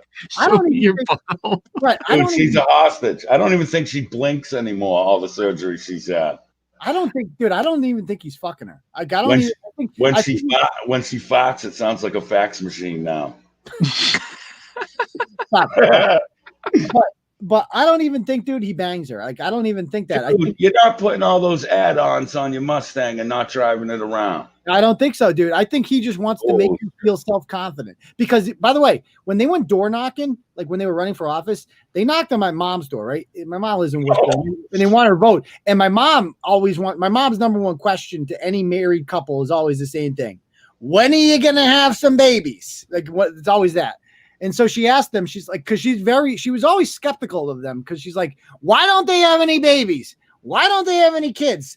All this stuff. And she's like, in her opinion, she's like, people who don't have kids, that get married and then choose not to have kids, and like, you know, they preferred money, which is clear with the Gaffneys. They're fucking selfish. Like, I don't even disagree with that. I'm like, the only reason Mike Gaffney doesn't want to have kids is because then something would have to come before him. You know what I mean? And so he doesn't, and my mom asked him about that. And Karine says in front of my mother, she goes, I don't know. I kind of want to have some kids. And Mike Gaffney goes, we have cats. That's what my mom said. He said, yeah, we have cats. Cats, not even dogs. Sorry, I'm Team Gaffney on that. Cats are way better than kids. Well, you know what? It's like, that to me, that illustrated that like she has no say in any of this. Like, this is like Mike's like, no, here's what we're doing. If we're gonna move to Florida, we're not having fucking kids, and I'm gonna fucking hook up with other bitches, and you're just gonna deal with it. You know what I think, dude? Do you know what most people in Worcester think about this guy? They think he's gay. They think he's a fruitcake. Mike? Yeah. Yeah, a lot of people think Milk's a fruitcake. Wouldn't like if I found out that intern's got his fucking vibrator on or something. No, that's the heater in my house. Oh, all right. Yeah. I kept my vibrator in the cupboard. I'm in the basement. Dude. But a lot of people around that have talked in Worcester, like, they think he's a fruitcake. The way he dresses, the way he carries himself, like, it's fruitcake-ish, no? It wouldn't shock me to find out that he used to go down on RBG or something. Like, you know what I mean? I wouldn't be like, no way. Yeah, no way. Yeah. I wouldn't be like that. I wouldn't be that shocked. You know what I mean? Like, or if old fucking plastic fucking Patty here fucking pulls off the old fucking McManus shuffle with the strap on and fucking bangs him out while he cries over your pictures. That's a possibility. Would you guys bang Karine? No. I wouldn't either. I would. I don't like fake boobs. I like curvy women and real boobs. I don't like fake tits. And those aren't even real good fake tits. Them are some Mexican fake tits. Those are ridiculous. Those look fucking hard and pushed out and shit. They look absurd. Those are over the border tits. Yeah. Them are some fucking. And if you've ever spoken over the border tits. If you've ever spoken to Karine like in life, like, she's fucking awkward and weird. Like, she doesn't have the personality for tits like that. You know what I mean? She's like, kind of empty. Fun. Just don't match her personality. You need a personality for big, gross. You do. For big fake tits, you should have a certain personality. You should be vibrant and fun and like whorish. Karine is none of those things. Karine is a ginger and awkward and fucking weird, and it just doesn't match. Like, she's a fucking weirdo. They're all weird. So anyway, that's the Gaffneys. And we go back and season. This is last night's live stream. I got alerted to by a turtle rider, and they say Kate's on there saying she's hired Gaffney to sue you. So I go in and I listen to it. Let's see what happens. The fact of the matter is that he's not the only person that is receiving one of these letters. Obviously, you guys kind of know what went down with TurtleBoy Sports. So at this point, I am suing him. Oh. So when it comes down to other people that have latched on to some of Aidan Kearney's more ridiculous and defamatory claims, I don't really care about expending a little bit of extra money, and suing them to make a point. So he might not understand what he's gotten, the pile of shit that he's just stepped in. But if he doesn't take it seriously, then he is going to understand, because, I do have a legitimate attorney. My attorney is actually Turtleboy Sports arch nemesis Michael Gaffney. He's willing to do pro bono if I run out of money. So it's not like, legal fees aren't a huge issue for me right now. And I will. I like I said the other night, when it comes to, the victims of these auditors with Okay, stop right there. All right, so I don't know who's more desperate and pathetic here. Bristol, who do you guys think is Bristol or Gaffney in this situation? Who's more pathetic, crazy, and desperate? That's a toss-up. I think it's Frosted Flake. He swings at every ball he gets, man. He literally stood up for a dog-killing, woman-punching fucking monster. That's true. So nothing he does past that phases me at all. Nothing. That's true. I mean, but with her, it's just like she's hit such rock bottom that her and I, our thing, like we made fun of Gaffney for a long fucking time. We're gonna see some of the things that she said to him. Like he was an ongoing joke for quite some time. Like she fucked with him more than anybody. And now you're reducing yourself. Like you have such little shame and embarrassment that you're like, I've hired Mike Gaffney. Like that is fucking hilarious. I gotta ask you something. What? So I knew Scaby was reaching out to everyone and latched on to fucking Milk Tat there, but there wasn't a precursor to Mother of the Year here going on to this show that had 33 viewers for 3 hours. Like there wasn't an incident or an interaction before that. It was just someone said, "Hey, you might want to watch this shit because they're shitting on you." Yeah, like a turtle. So it's out of the blue. Just bringing this up. It's out of the blue. Out of the blue. It just, I had no idea she was planning this. I don't know. I feel like it's like because I didn't know none of this shit till this morning. I think it's because I haven't talked about her. Like her and Gaffney are similar in that they're desperate for attention and they haven't gotten, and like once you've reached their stage, they've been on Turtle Boy so many times that like, what does it matter? Another blog. So they just are like, what can I do to get back on Turtle Boy? I need to be talked about. If people aren't talking about me, then, like, are you gonna sit us through this whole fucking boring show? Because this is literally like a fucking short. No, it's so boring. I listen to the show sometimes, and just to like hear some highlights, and I can't even listen to it from what I'm like. This is so fucking. It's boring. So terrible. That and the dude, she's so strong. Oh, we're gonna get to him. We're gonna get to Joan of Arc of blogging. Yeah, like so. This is let's see. I'll get to that part in one moment. So, by the way, she contradicts herself when she says that like she's doing it pro bono. Like he's doing it. She has the money. She wants to make that clear. I'm doing very well for myself. I'm Kate Peter. I've risen from the ashes. I'm still on welfare, but I've come a long way, and Mike's offered pro bono, but I have the money. But then literally the first thing he says in the letter is I'm representing her pro bono.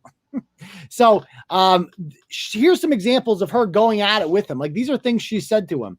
The only obsession here is yours, Mike. Do you need help resolving those homoerotic longings for Aidan Kearney? We used to always laugh about him being gay.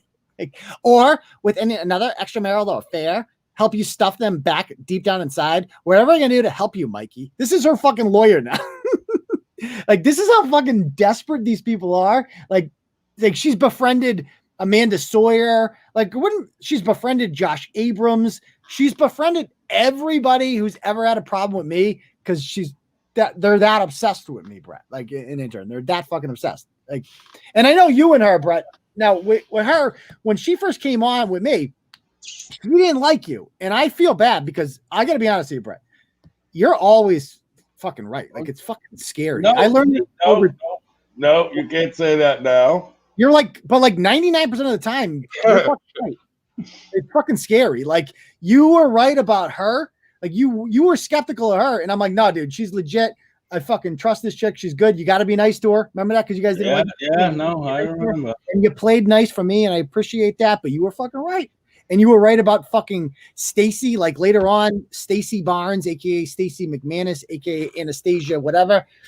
She had been whining. Like, so here's how Bret left the show with me. So Bret went at it one day with a turtle rider, and there was this private group, and one of the turtle riders in there, Staci, called Bret out, and she's like, basically, "Fuck you, Bret. Like, I'm not scared of you." Blah blah blah blah blah. And it turned into this whole thing. He can't say he doesn't respect us. Because you were like, "I fuck you, cunts. I don't respect." Well, all right, I'll tell the first part. Go ahead. So I had already got in trouble for fucking lighting fires with turtle riders and being a dick. I got in trouble because I was being a dick, all on me.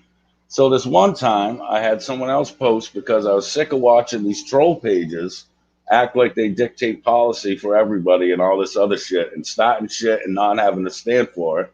So I said that the reason I'm not friends with you is because I don't respect you motherfuckers, because you don't show your faces and you don't stand by your words. So go fuck yourselves. And when I'm done and I'm off ban, I'm going to burn it to the fucking ground. And I got in trouble again. And her thing was the don't respect thing. Yeah, by getting in trouble, basically, I told Bret, I'm like, dude, you can't be if you're the co-host, like the fans are the fans. Like, we can't be fucking telling them like, I got no respect for you. Like, that's what I had in. And I'm like, okay. And then I'm trying to mediate this whole thing. And I'm like, I don't need this fucking headache. So I'm like, I just got to go solo for a bit. But, you know, you were right. You were, in hindsight, I'm like, everything, I look back on that, I'm like, listen, I didn't even know I was right until recently when Scaby Slimebag Staci ended up with screenshots of texts between me and her and my home number and address. So Stacy's in the comments right now. Should we bring Staci? Do you want to come on the show? Yeah, I'm gonna put if go ahead. Come on. Just we're gonna go at it. Bullshit. This might be the longest episode ever. We'll give her 2 minutes if she wants to come on. There's the link, Staci. You can come on. Staci Barnes from Pennsylvania. They won't let me call in, bitch. I just put the stream. Call in. We're talking about Scaby. Go ahead. So I'll let her say her piece if she wants to, but basically, I'll tell you one thing. This bitch has been constantly whining to me about you for so long. And every time I tell her, bitch, I don't want to get involved. I'm like, she's like, he's threatening me. He's calling my boss, this and that. I'm like, bitch, I don't care. I just do not fucking care. I never wanted to get involved in any of your fucking bullshit. Why the fuck are you texting? You go, well, he works for you. No, he doesn't. He's just fucking Bret. He comes on once in a while. He doesn't fucking work for me. What are you talking about? And if there's anybody that doesn't have the time to call somebody's fucking work, it would be Bret. You know, like. Well, no, let him go. But yeah, oh no, he said he was going to do something. Make him stop. And she did the same thing to Maddie, to other people. She's been going after fans now. Why doesn't it? So Stacy, there's a fucking link. Can you not click on the link? You want me to call you? I'll call her. Okay, I'll call her. That's fine. I'll call Stacy. Let's call Stacy up, shall we? All right. Ask her why she's going after you. Get a fucking StreamYard link. So basically, she's been like, I've been cool with her. Like, and she's like, you know, I've threatened to blog about her several times because she sided with Bristol, and then she badmouths Bristol to me just to try to stay on my good side, like kissing my ass. Like, she's a fucking pussy. When she threatened to out Chris because she kept getting blamed for things he said. Right, yeah. I'm gonna tell on Chris. She turned on. Like, she'll turn on anybody if it's to her. What snakes do. And like, she is the biggest fucking snake. And so finally, I see her yesterday commenting on Mike Gaffney's page, sucking Gaffney's dick, and so, like, literally sucking Gaffney's dick. She's been doing this for like a week or two. You see that? She put up that Mike Gaffney bat single. Yeah. Worcester needs you. Worcester needs me. She put that on. So fucking pathetic. So pathetic. And so I texted her. So Stacy's calling right now. We're gonna put her on. Oh, Abby said that she was threatening Tammy today. Stacy, Aidan, what's up? Why don't you hit the StreamYard? So it's not like echoing. Finally, I could call in and say my piece. So why don't you just hit the StreamYard link? Because I don't want to fucking do that. She's fucking dumb. Can you guys hear her? Like, shut up, Bret. Can you guys hear her? Nah. I don't know. So what do you? So what you realize you're like the biggest fucking snake, right? No, I'm not. Oh. Defend yourself. Explain. Okay, well, thank you, because I've been asking for this for, the last 9 months? Wow. Because Okay. Bret's been swinging from my fucking clit since then. Oh, you scared. Yeah, go ahead. All right, are we done? Can I talk now? Yeah, go ahead. Okay, thank you. So what happened in December was Bret got fired. I got blamed for it. I posted a meme. He didn't like it because he throws tantrums like he always does, and everybody knows it. He didn't like it. He threw war on me in December, right? So I was like, okay, fine. He's declaring war. It's Bret. He'll kind of, fade off into the sunset within a month or two. No, he didn't. He fucking kept going. Oh. You're boring us. Sorry, I almost fell asleep. I'm not finished. It's fucking boring, though. You are almost finished if you don't say something interesting. Well, say something fucking interesting. Asked me to come on the fucking show and explain. Nobody wants to hear this fucking long story. What the fuck do you want to say? Explain why you're sucking Gaffney's dick and going after Tammy and other turtle riders. Why are you on Mike Gaffney's page? Why am I on his page? Because that video is hilariously awful. What's wrong with it? What's wrong with it? You're acting like you. With it? It's you watched those live streams. Why did you send me a threatening message at one? Oh, because I'm like, it's on. Deflecting. Answer the question. Quit deflecting. Answer the question. Answer the fucking question. Not gonna for you to both of you shut the fuck up. And no, you don't make the rules here, bitch. Okay. Well, then don't fucking call me and ask me to do something. Because I didn't ask you to do fucking shit. Nobody likes you. Nobody wants you. Like, you're unlovable. Everybody fucking hates you. Is this chick serious? Yeah. This is serious. You got fucked. You probably haven't been fucked in so long. Huh? You're fucking miserable. And you're worried about me. Huh?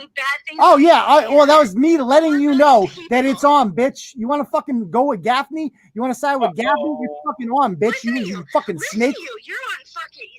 Yeah, I am. Yeah, because this is how I always fucking am. And you fucking love it. You were a fucking turtle rider for years because you fucking love the edge. You can't get fucking enough of it. You love the dumpster fire because you fucking are one. Okay? And now you're always like, oh my God, what's he saying on that live stream? He told himself. Oh my God. Oh my God. This is like so offensive to me. Bitch, you fucking loved it. You fucking love the content. You're teaming up with a sludge bucket with no teeth. Answer the fucking question, cunt. It's back to me now. It's not about her. Now it's back to me. Answer the question. Why are you fucking up to Mike Gaffney? Why are you sucking up to Mike Gaffney? Obsession. Why are you sucking up to Mike Gaffney? Obsession for pigs. What? Why? Because you know what? I was fighting by myself for the last 8 months. You guys can team up on people. You know what? Sorry. It comes back around, you little fucks. What do you mean it comes back around? But why are you hanging out with a psychopath like Mike Gaffney? I'm not hanging out with anybody. He lives in fucking. But you're like trying to suck up to him. You're like, Worcester needs you. You don't even fucking live in Worcester. That's why I put it on there, because I know you assholes stalk me. Nobody's. Oh my God. Oh my God. Nobody. You're not that relevant. Nobody gives a shit about you. Who the fuck are you? Nobody cares about you. You're a fucking joke. Like, you're a fucking loser. You're a fucking loser. Why were you texting me at 1:30? Oh, because I saw it and I'm like, bitch, it's on. I wanted to let you know that I'm like, you're my fucking enemy now. You are in the Bristol Blarney camp. You are on my fucking enemies list. Not many people are on my enemies list. You're on my fucking enemies list. You are my fucking enemy. You were an annoyance before. I didn't like you. Now you're my fucking enemy. Well, see, that's the thing. You overextended yourself. Boring. Anyway. All right, listen though. Listen. The problem is this is a Civil War reenactment, because when I ignore her, she started going after Tammy. She was going after a bunch of other riders, fucking with my lawyer, Vulva, all kind of people. And tried to get me blogged out from you when you said I'm not involved in your little fucking game. She ran to Kate and said in her comments, hey, I got a story for you about Bret, but now she sucks at this. See, this is the thing. You overextended yourself. I didn't bring him into it. Look at his text. He'll show you. I wasn't crying to him. You were, motherfucker. You were crying to everyone about me because you're weak and you needed to suck up to him. I'm sorry. You did this. You dragged him into it and made him involved now. That was dumb as fuck. You overextended yourself. You should have kept it just me, dummy. Let's get back to Bristol here, because fuck her, because who the hell is Staci at the end of the day? So here is this situation here. Let me just pull her off. Can I even pull this off? Let's see. Oh my God, Bret, you went after my family? Oh my God. So anyway, let me get back to this story here. So here's Bristol sharing all the Gaffney memes of himself getting fucked in the ass. like this is all. Here she is. She's calling him. She says, "Fuck that faggot." And just in case it's not clear that it's her, I said, Kate, do you have any of those Gaffney memes lying around? Yes, I have some. Okay, so there's her. And then this is the live stream. Let me see. Oh, so listen to this Australian guy. You got to hear this fucking guy. This is like the reason she blocks me all the time is because she knows that I know the truth about her, and she's trying to like not let her cult members know. And so she puts on the big lie that Kate tells is that she adopted her 2 kids out because it was an act of love. She wanted them. She loved them so much, but she just realized, I have to do this because it's better for them. And it was the hardest choice I've ever had to make in my life, except she never fucking cries. She's literally heartless. And so that's not the truth, though. The truth of the matter is, and I know this as a fact because Kate, I hope you do try to sue me, because think about where I heard this stuff from. You sue me. There's this thing called discovery and all your DCF files. I get access to all of them. All of them. I'm going to subpoena and bring in every single fucking DCF worker you've ever had. And they're going to tell me all the deep dirty secrets, Kate. We haven't even touched on the good stuff yet. I know more. Trust me. I know more. So anyway, these people think she's like this great fucking person. Like, listen to this fucking loser, Jimmy. Kenny. Yeah, Jimmy. I'm a father. I'm not going to bring up Kate's past. That's her business. Okay. And I fully understand it. I'm leaving it right there. Kate is an amazingly strong lady, but, you know, those words hurt eventually. And she did not deserve that. And I hate this man. I don't hate anyone. I love everybody. You know, ask around. And I know she puts on a brave face, but at some level it's got to cut her pretty deep, and she won't admit it. I appreciate that. Maybe, you know, 5-10 years ago, that definitely would have, you know, left me extremely wounded. Now, I mean, it's not that I'm like, you know, like, I don't feel good about these things, but they're just experiences that have added to the mosaic that is who I am today, right? The mosaic of who I am today. Bitch, you lost your kids to DCF. They tried to keep them with you. That's their goal. You, like, for 4 years, you had to get your shit together. You couldn't fucking do it because you were making YouTube videos about pretending to get a third trimester abortion at Target. That's what you were doing literally 2 days after your kids were taken from you. Your older two kids, the only reason she has those older two kids is because they were too old to be adopted out, because they were too fucked up. They were too fucked up.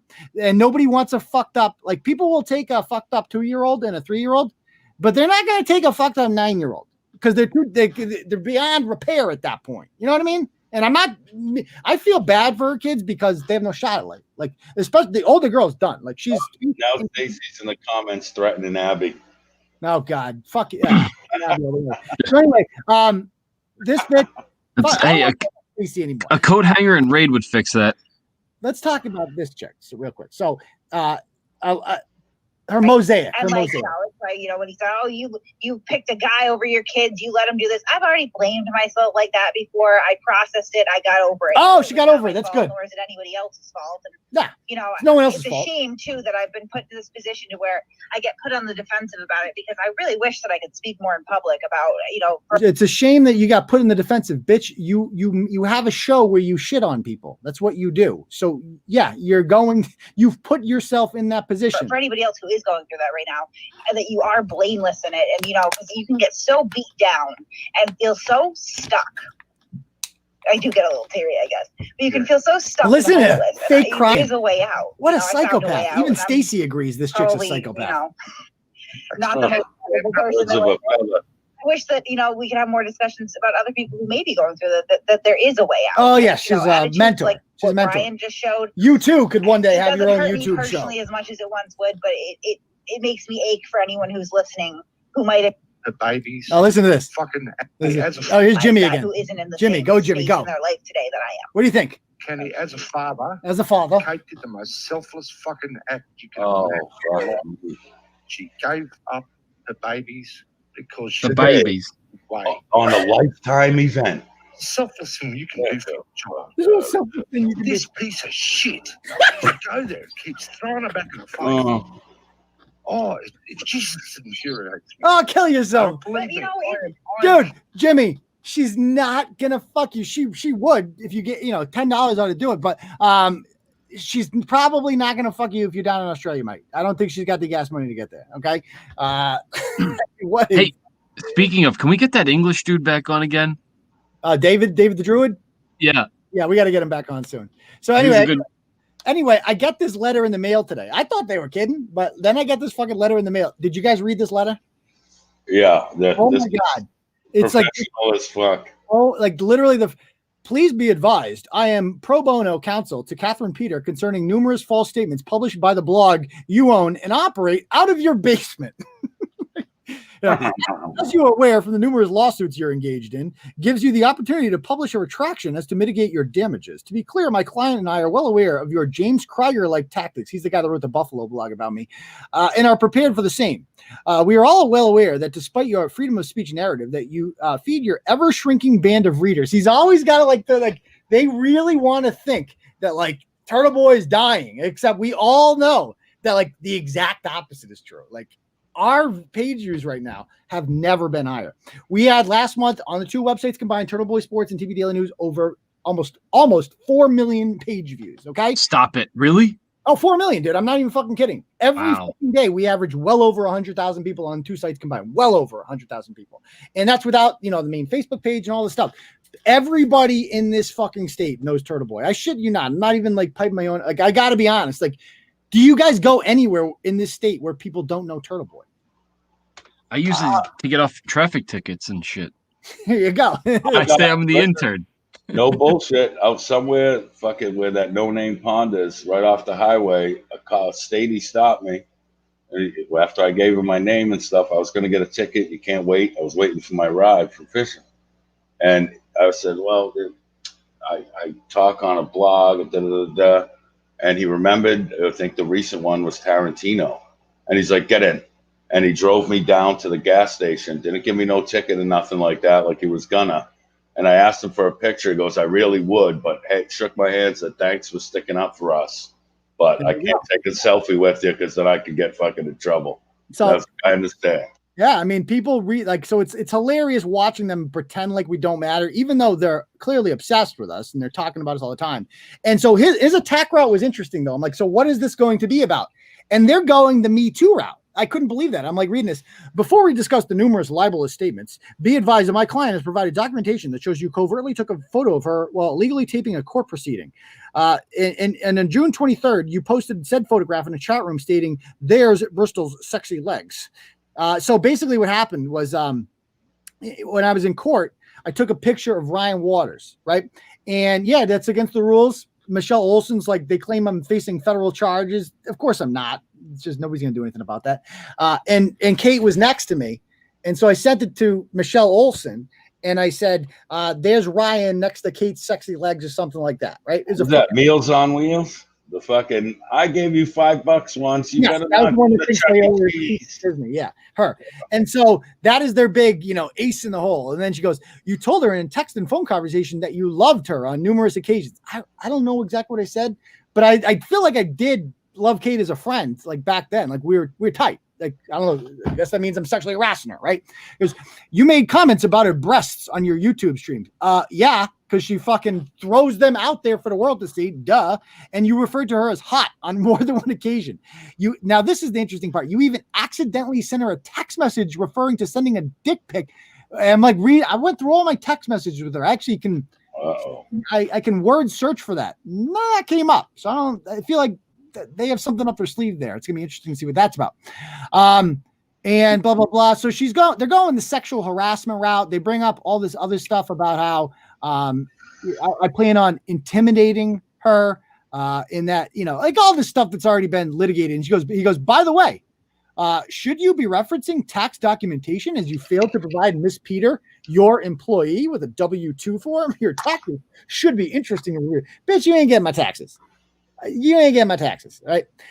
So he's like, he thinks he's so fucking smart. Like, he tried all this shit when he first sued me and it all failed. And now he's just like, so the confidence this guy has after everything he's done has failed is just psychopathic, I think.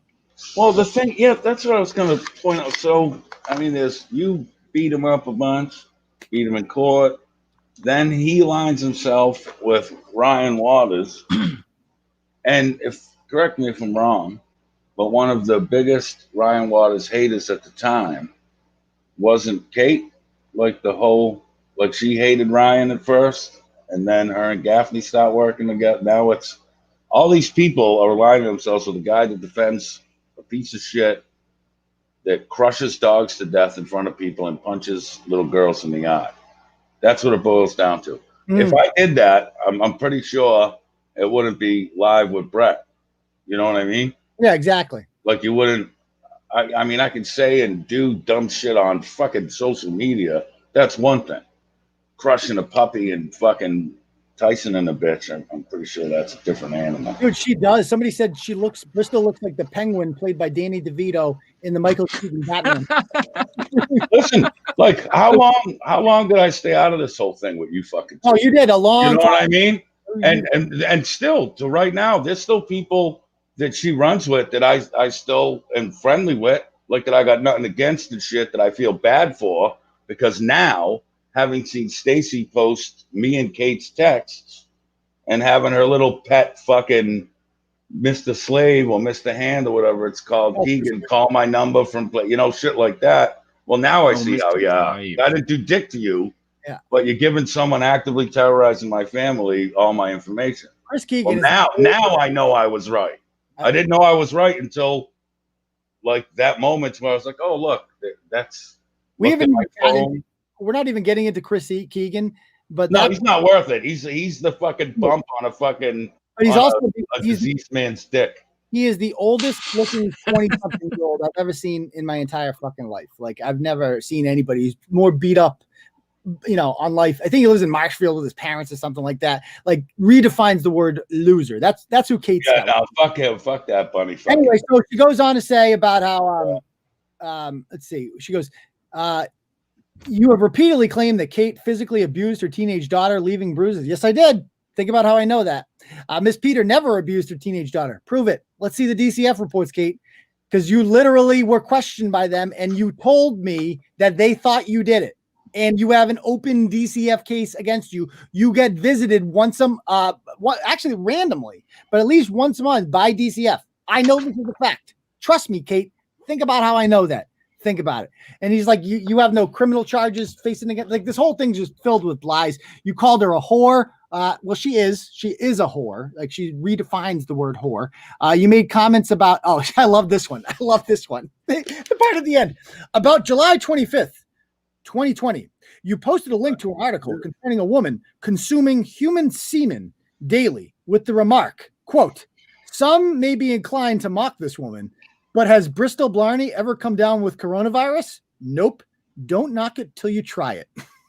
Bristol Blarney, you made that name up, or that was the name of one of the fake pages that came? No, so she was Aidan Blarney, so I just. Okay. Yeah. So a fake. Well, basically, I saw on Twitter there was a thing for a woman who was putting cum on her face to get rid of coronavirus. Like, it was a viral thing. And then I saw it, and I screenshot it, and I threw it on Facebook. I'm like, hey, did Bristol Blarney get coronavirus? Nope. So don't knock it till you try it. I had it. You did? You had corona? Absolutely. Are you serious? No, I'm 100% serious. So it's a fucking joke. Exactly. You're alive today. For 3 days, I had a minor headache and a temperature one day of up to, gasp, 100 degrees. Oh wow, holy shit. So anyway, I posted on here. Go and check out the blog. I can't go through all of them, but basically, it was all our old text messages of her just shitting on Gaffney. Not just shitting on him. Like, she set up burner apps and like sent sexual text messages to him. Yeah, I don't know about like all that stuff, but as far as like the talking shit, like, I can remember even between me and you, where me and you have a fallout for a few days, and this motherfucking Bret this motherfucking that, and because for some reason these fucking TikTok mental midget fucks think private means private. That's the biggest fucking problem. Mm-hmm. And everyone would run to you with all these screenies and run to me. And like, that's what happens. Sometimes when you're mad, you talk shit. You either work it out with the person and come to a mutual understanding, or you do not. That's how this fucking works. Yeah. And now people, I just don't get the whole randomness of, hey, let me go on this fucking Short Bus Baby podcast with 20 people watching and reignite an almost dead fucking situation. I don't get it. Yeah.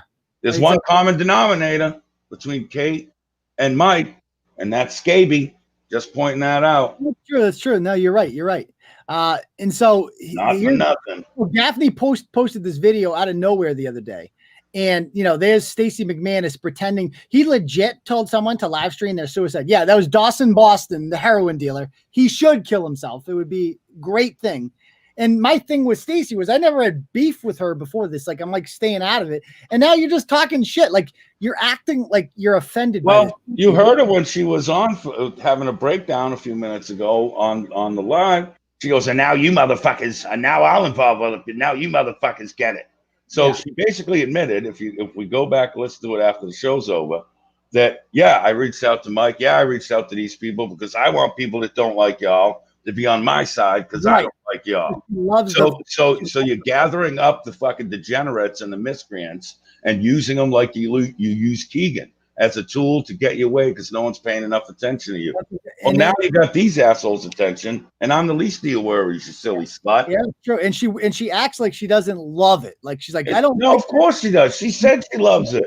You live for it, you know. So anyway, she's like, it's everything that's wrong with society. And one guy, Matt DeLord, comments, he goes, I can't think of too many people in this world that wouldn't offend someone with their behavior. Like basically, like this is the type of thing that you rail against, Mike, this cancel culture, blah, blah, blah. And then he's like, but Mike Gaffney's never wrong. And don't you dare correct him on his page. He goes, did you watch the video and think, yeah, this guy is stable, I should support his work? An asshole is an asshole and should be treated as such.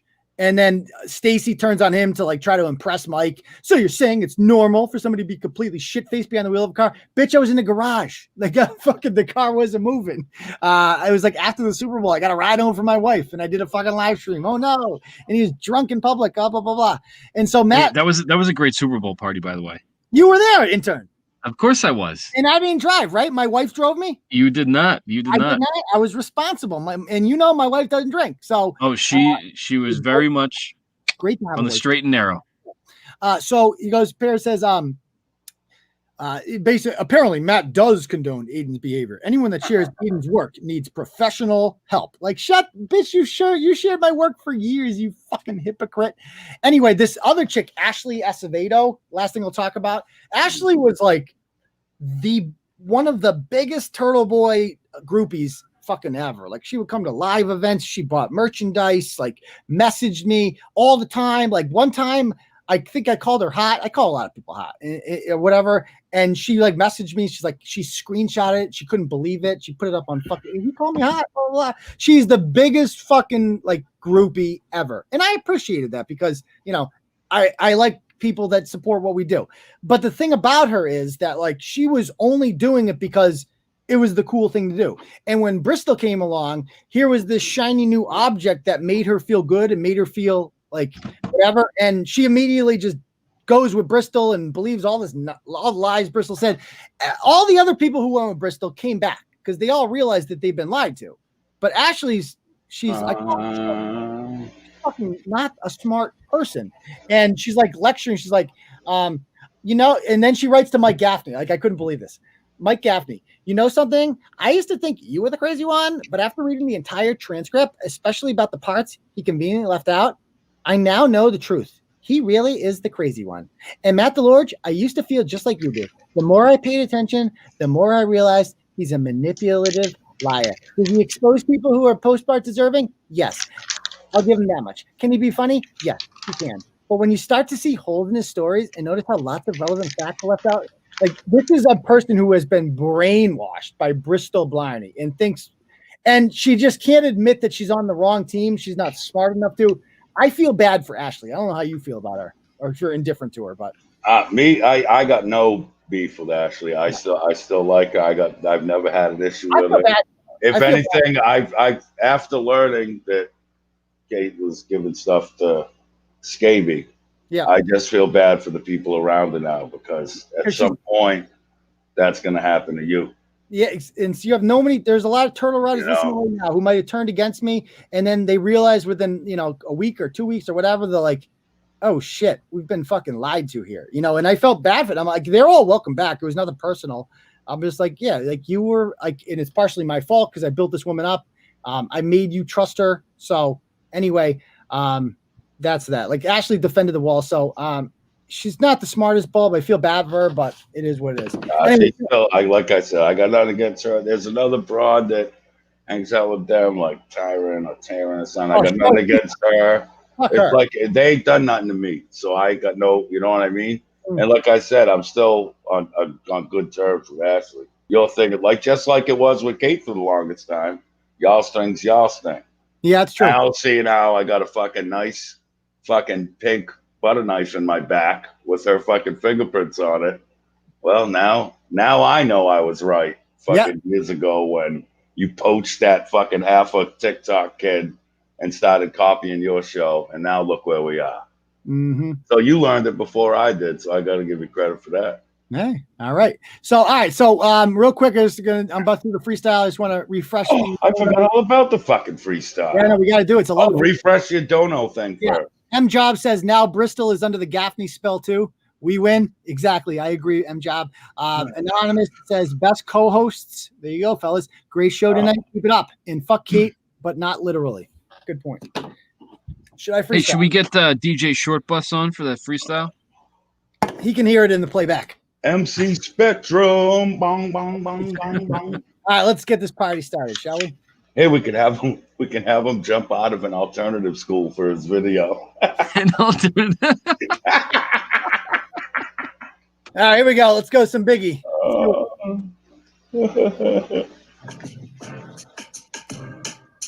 Oh, this is such a great song. The weak and the strong, who got it going on. You're fucking it up, intern. Not your time. We're gonna start over now. Dummy. Okay.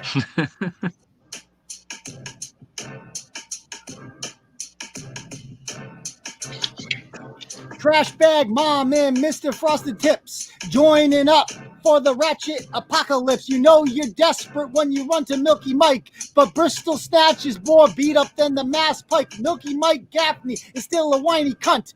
Craves the attention, so he pulled another stunt. Writes me a letter on behalf of Kate Peter, cause his dick is smaller than a cubic centimeter. Both of them taste plenty of cocks, but loose to me more and worse than the Red Sox. I fucking up. Both of them taste plenty of cocks, but lose to me more in court worse than the Red Sox. Kate don't know the first thing about lawsuits. Bitch can't even hold on to a crotch fruit. She let herself go, and she got a little chunky. Calling the cops on her sperm donor junkie. She ain't nothing more than a jizz rag deposit. When will Milky Mike just come out the closet? Thinking he can speak with this threat of a trial. Should be more worried about the DCF file. Denying on paper that the bitch is loose.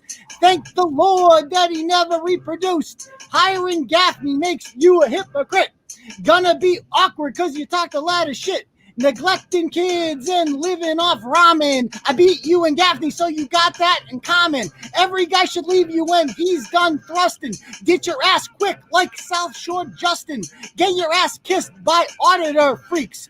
Opening wide like Gaffney's ass cheeks. At least she was that. When she was riding Turtle, we called that bitch Fredo. Little does he know it was Kate that was pranking. I took them both to court. Now it's his and her spanking. Claims that I was lusting for the legs. Her beat up clam box looks like rotten eggs. Ain't nobody want that nasty ass coochie. And that bitch is colder than Kristi Yamaguchi. Sorry, Kate, but I never want to bone ya. The shit you give me would be worse than Corona. Coming at me because you know he's a sucker. Pimping out his wife because he don't want to fuck her. Both of them is having a midlife crisis. Korean's so nasty she got rejected by ISIS. She puts up a cheating water, some drugs. Kate don't want that, but she don't say no to drugs. You can keep that hoe because she don't get me hard, and I don't fuck corpses in the turtle graveyard. God. Damn. Woo! That shows the motivation for a freestyle does. Jesus Christ. Yeah, that was a good one. Mm. A lot of fire emojis there. Excellent. Good Okay. Lord. Ooh, hopefully that was worth it. Hopefully that was worth it. Somebody says Rival has better shit. Wrong. Okay. Yeah, Zooks. You were laughing a couple times there, Bret. Dude, that was fucking good. The butt cheeks fucking reference, that was fucking good. Glad you liked it. Jesus Christ. Yeah, a lot of You got to get mad more often for the freestyles. I know. Okay. Oh, that comment was there the whole fucking time. Damn it. I didn't realize that. Okay. Sorry. Funny. So because she clipped this and she Do needs you that. hear from your other buddy anymore? No. That What? That broad that was in like fucking Stingray 12 or some bullshit, or fucking Dolphin Volcano, something like that. Some broad, some famous actress broad that she's been on your show. Oh, Mindy Robinson. Yeah. Is she not around no more? I gotta get her back on. I don't know. I gotta call and talk to Mindy in a while, but anyway, can we Shock tornado. I fucked up once. And that was mostly because someone threw him off. Yeah, in the fucking corner over here fucked it all up. I'll blame it on Corona like Charlie Baker does. Stops karaoke. You got him. Throw your questions. Can Milky Mike even practice law in Mass? He can technically. He still has a law license here. We did look into that. Hey, good job with the Kristi Yamaguchi. Do you like the Kristi? Yeah, look, he's digging up figure skaters and shit. It's older than Kristi Yamaguchi. It was the only thing that rhymed with coochie. I'm like, did you dig deep in the thesaurus for that? No, it just came to me. I'm like, what rhymes? Yeah, ESPN Classic on in the background. Yo, can you get a Tanya Harding next time? The 1986 Winter Olympics was a tense one. Yeah. Yamaguchi. All right. Any questions? You guys fire them away. Yamaguchi. Questions, and we'll call it a night. It's been a hell of a show, guys. It's been way over 200 the entire night. Big fucking show. I can't wait to listen to that break. This has been 2.5 hours of solid entertainment. You had fucking the dope rapper, then we had the Providence city councillor, then we had Lorrayna, and then we had that. That was a fucking show. And then we had to call it Staci. Like, good fucking. I can't wait to re-listen to that. Because she started off. He goes, "So what's your fucking problem? Justify going to Gaffney." And she's like, "Well, 407 years ago, the winter of 1912, it was hard getting over the mountains when I heard what Bret called me." It's like, geez, get to the fucking point, Twitchy. Yeah, like nobody cares about your stupid bullshit. Will there be a Staci blog? Probably not. I mean, Staci's just not. Well, what? It's you. Everyone, you saw exactly what she was. Yeah, it's like you saw it. Yeah, you saw it. Everyone can see it. Yeah, she'd want nothing more than a Staci blog. Any news from Maxwell's wife? There's another train wreck. Remember that train wreck? Maxwell's wife? She went full Black Lives Matter. Like she's all in on Black Lives Matter. That's the last not shocking. And I think Ashley Acevedo turned against her. So there was some drama there, and they talked about like who fucked up in the courthouse, like who got them in trouble at the courthouse. Yeah. Well, I've seen a video of you in a fucking kid and play tracksuit showing up for court and then talking shit afterwards, driving and making not you, that fucking skeleton. So somebody says, any response from the Bruins? Actually, I have not got one besides that email that I got from Cam Neely's fucking PR person. But I've been told by reliable sources that like they immediately cut. They follow Turtleboy now in the Bruins thing. They all really. Oh yeah. After that, I embarrassed them, man. I made them look like fucking idiots. Like I ruined I called out them. Didn't you get a Breitbart mention over this? I got a Breitbart and an Outkick mention, but not a Globe mention. The Globe doesn't cover it though. But of course not. Why would they mention on Breitbart, to be honest?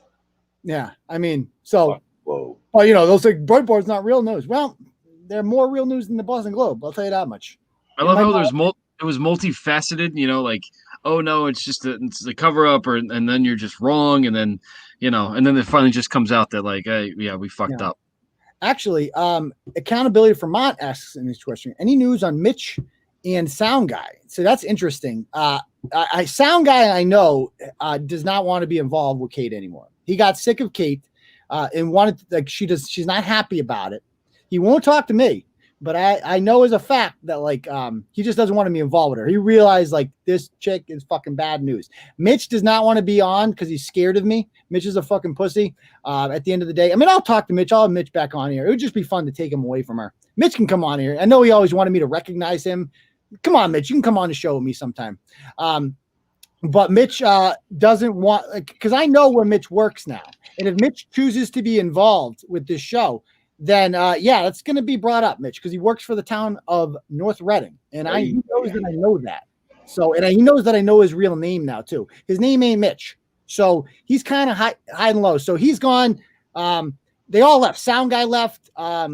Justin left. Like they all fucking left. They all fucking left. That Justin fellow was all right with me. I don't give a fuck what nobody says. That Justin guy was okay. Yeah, but I like Justin. Yeah, Justin was cool because Justin met me and he was like, I just want to let you know, like when it was all going on, I got nothing against you, man. I liked the blog before. He's a good dude. Yeah, he's a really good guy. I like Justin a lot.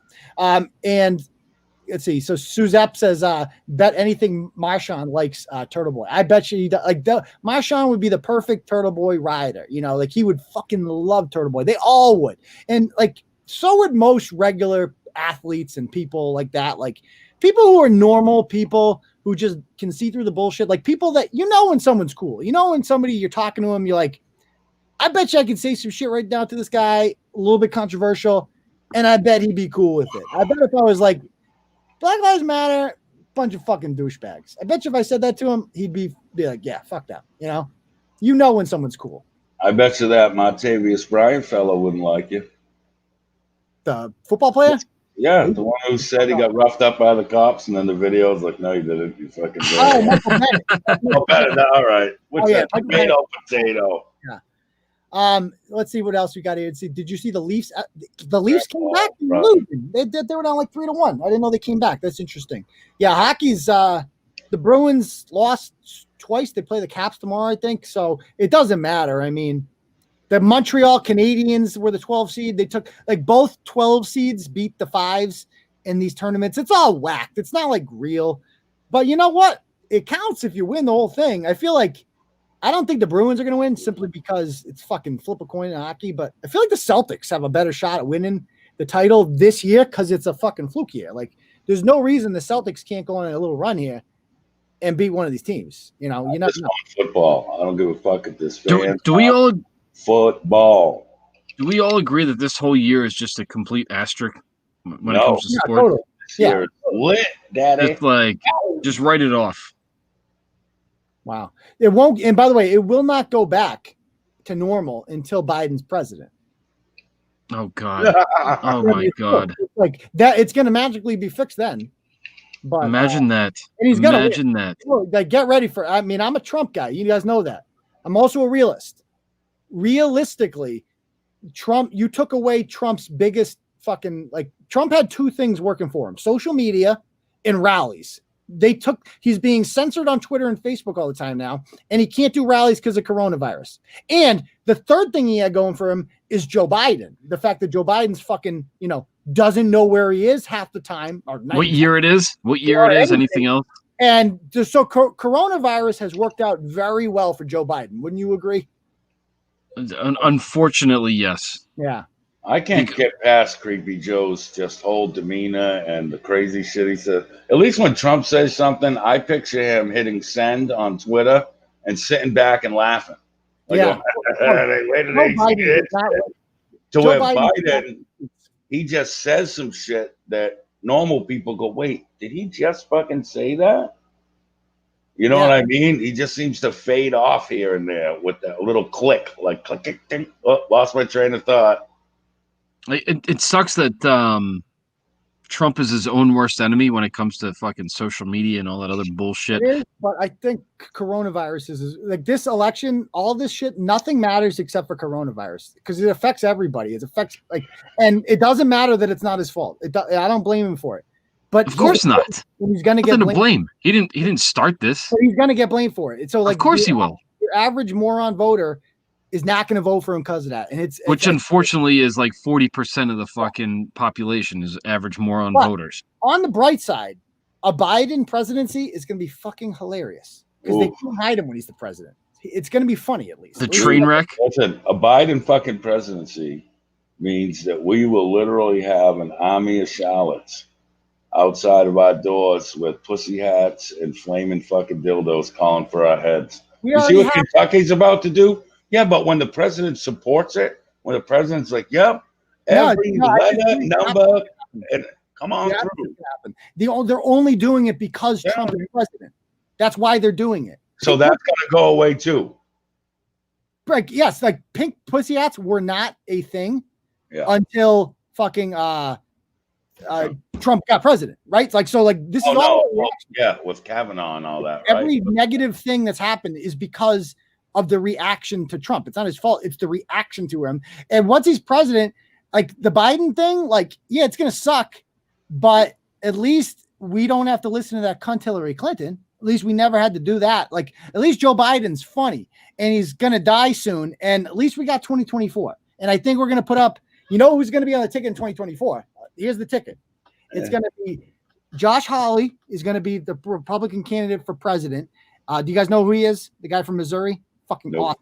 Oh, dude, he's fucking electric. He's dynamite. You're gonna. I've been paid so much more attention to, like you said on a different show, of my local shit. I'm looking shit up. I'm reading shit for fucking hours and stuff to make sure that I know what the fuck I'm talking about before I throw my fucking little pen down. You know what I mean? So the big picture stuff, I haven't even really been paying attention to. I'm more concentrated on my shit, which I think everyone should be, like you said. The little shit around you matters. More, but let's talk. It's more fun. It's a uniting topic to talk about national stuff because we can relate to it. So, like, I think it's going to be Hawley, who's fucking awesome. He knows everything about tech companies. He's the one that declared war on the fucking NBA and calls them out and their bullshit all the time. He's fucking great. And the other, I think this. Have you ever seen the governor of South Dakota, Kristi Noem? I mean, dude, fucking hot. Like, I'm not even kidding. Like, not even like politician hot. Like, fucking rail the shit out of you hot. Like, I gotta hold on. You gotta see this chick. Willie said I can't read. I just read your comment, you inbred fuck. Dude, you're telling me she's not. Dude, look at this chick. You're telling me she's not like fucking hot? Yeah, well, that fucking Estacazio or whatever the fuck, she looks decent too. No, not like this. She's batshit crazy. No, not. But this chick's cool, man. This is a great fucking. She's like, South Dakota has been leading the way to say fuck you to lockdowns. Like, they've had no fucking lockdowns whatsoever. She's fucking badass. So I think it's gonna be her and Hey, Howard. Sturgis is going on this weekend. That's like fucking 200,000, fucking 500,000 people for the weekend or a week, maybe more. Yeah. Hope they the bike rally though. I know what you mean. I've seen it. People are it's freaking out the liberals having that thing. Yeah, they just said fuck it. We're just gonna do it. So good for them. Yeah, it's like, so Ruth Bader Ginsburg's gonna. I mean, the bad part is they're gonna get to pack the Supreme Court. It's gonna be bad news when the Democrats take over. You're not gonna like. They're gonna. The Democrats play to win. I talk more about politics on the Callaghan podcast, so I suggest you guys subscribe to that as well. I'm on there twice a week, so check it out. When are you going to be on there 5 days a week? That's the question of the week. As soon as they start paying me in money instead of M&Ms. We just get rid of that intolerable fuck on the left side of the screen. What, Cullinane? You don't like Cullinane? Oh, that little cock. Oh, my God. Yeah, he's just real annoying. Hey, Bret, did you say cock or cuck? Because it might be a cock. I always call him Cuckanen. Yeah, okay, He good. never responds to me because he's bashful. Hey, North Shore Turtle Babe here. North Shore Turtle Of Babe course here. he's bashful. He's in the corner he's in the corner beating off. Cullinane. Hey, watch your Reamer. Only I can make fun of Cullinane around here, okay? I need to be fluffed before the show. Get over here, Reamer. Sounds like a broken bubbler in the hallway for 20 minutes. Fuck that. Sounds like a broken. Fuck them both. I like him. I like Cullinane. All right, so why don't we call it a night, folks? It's been a hell of a fucking show. North Shore Turtle Babe, hello and goodbye. She says to send nudes, intern. So get on them. Yeah. All right, guys. So thank you guys for joining the show. Thank you guys for coming on. Let me just refresh the dono in case I miss anyone there. No, we're good. Okay. All right. So we will see you guys all on Tuesday. God, Kristi Noem's fucking hot. I'm gonna have It's gonna be rubbing one out. Yeah. Okay. I gotta go. We will see you guys all on Tuesday night. Later, fuckers.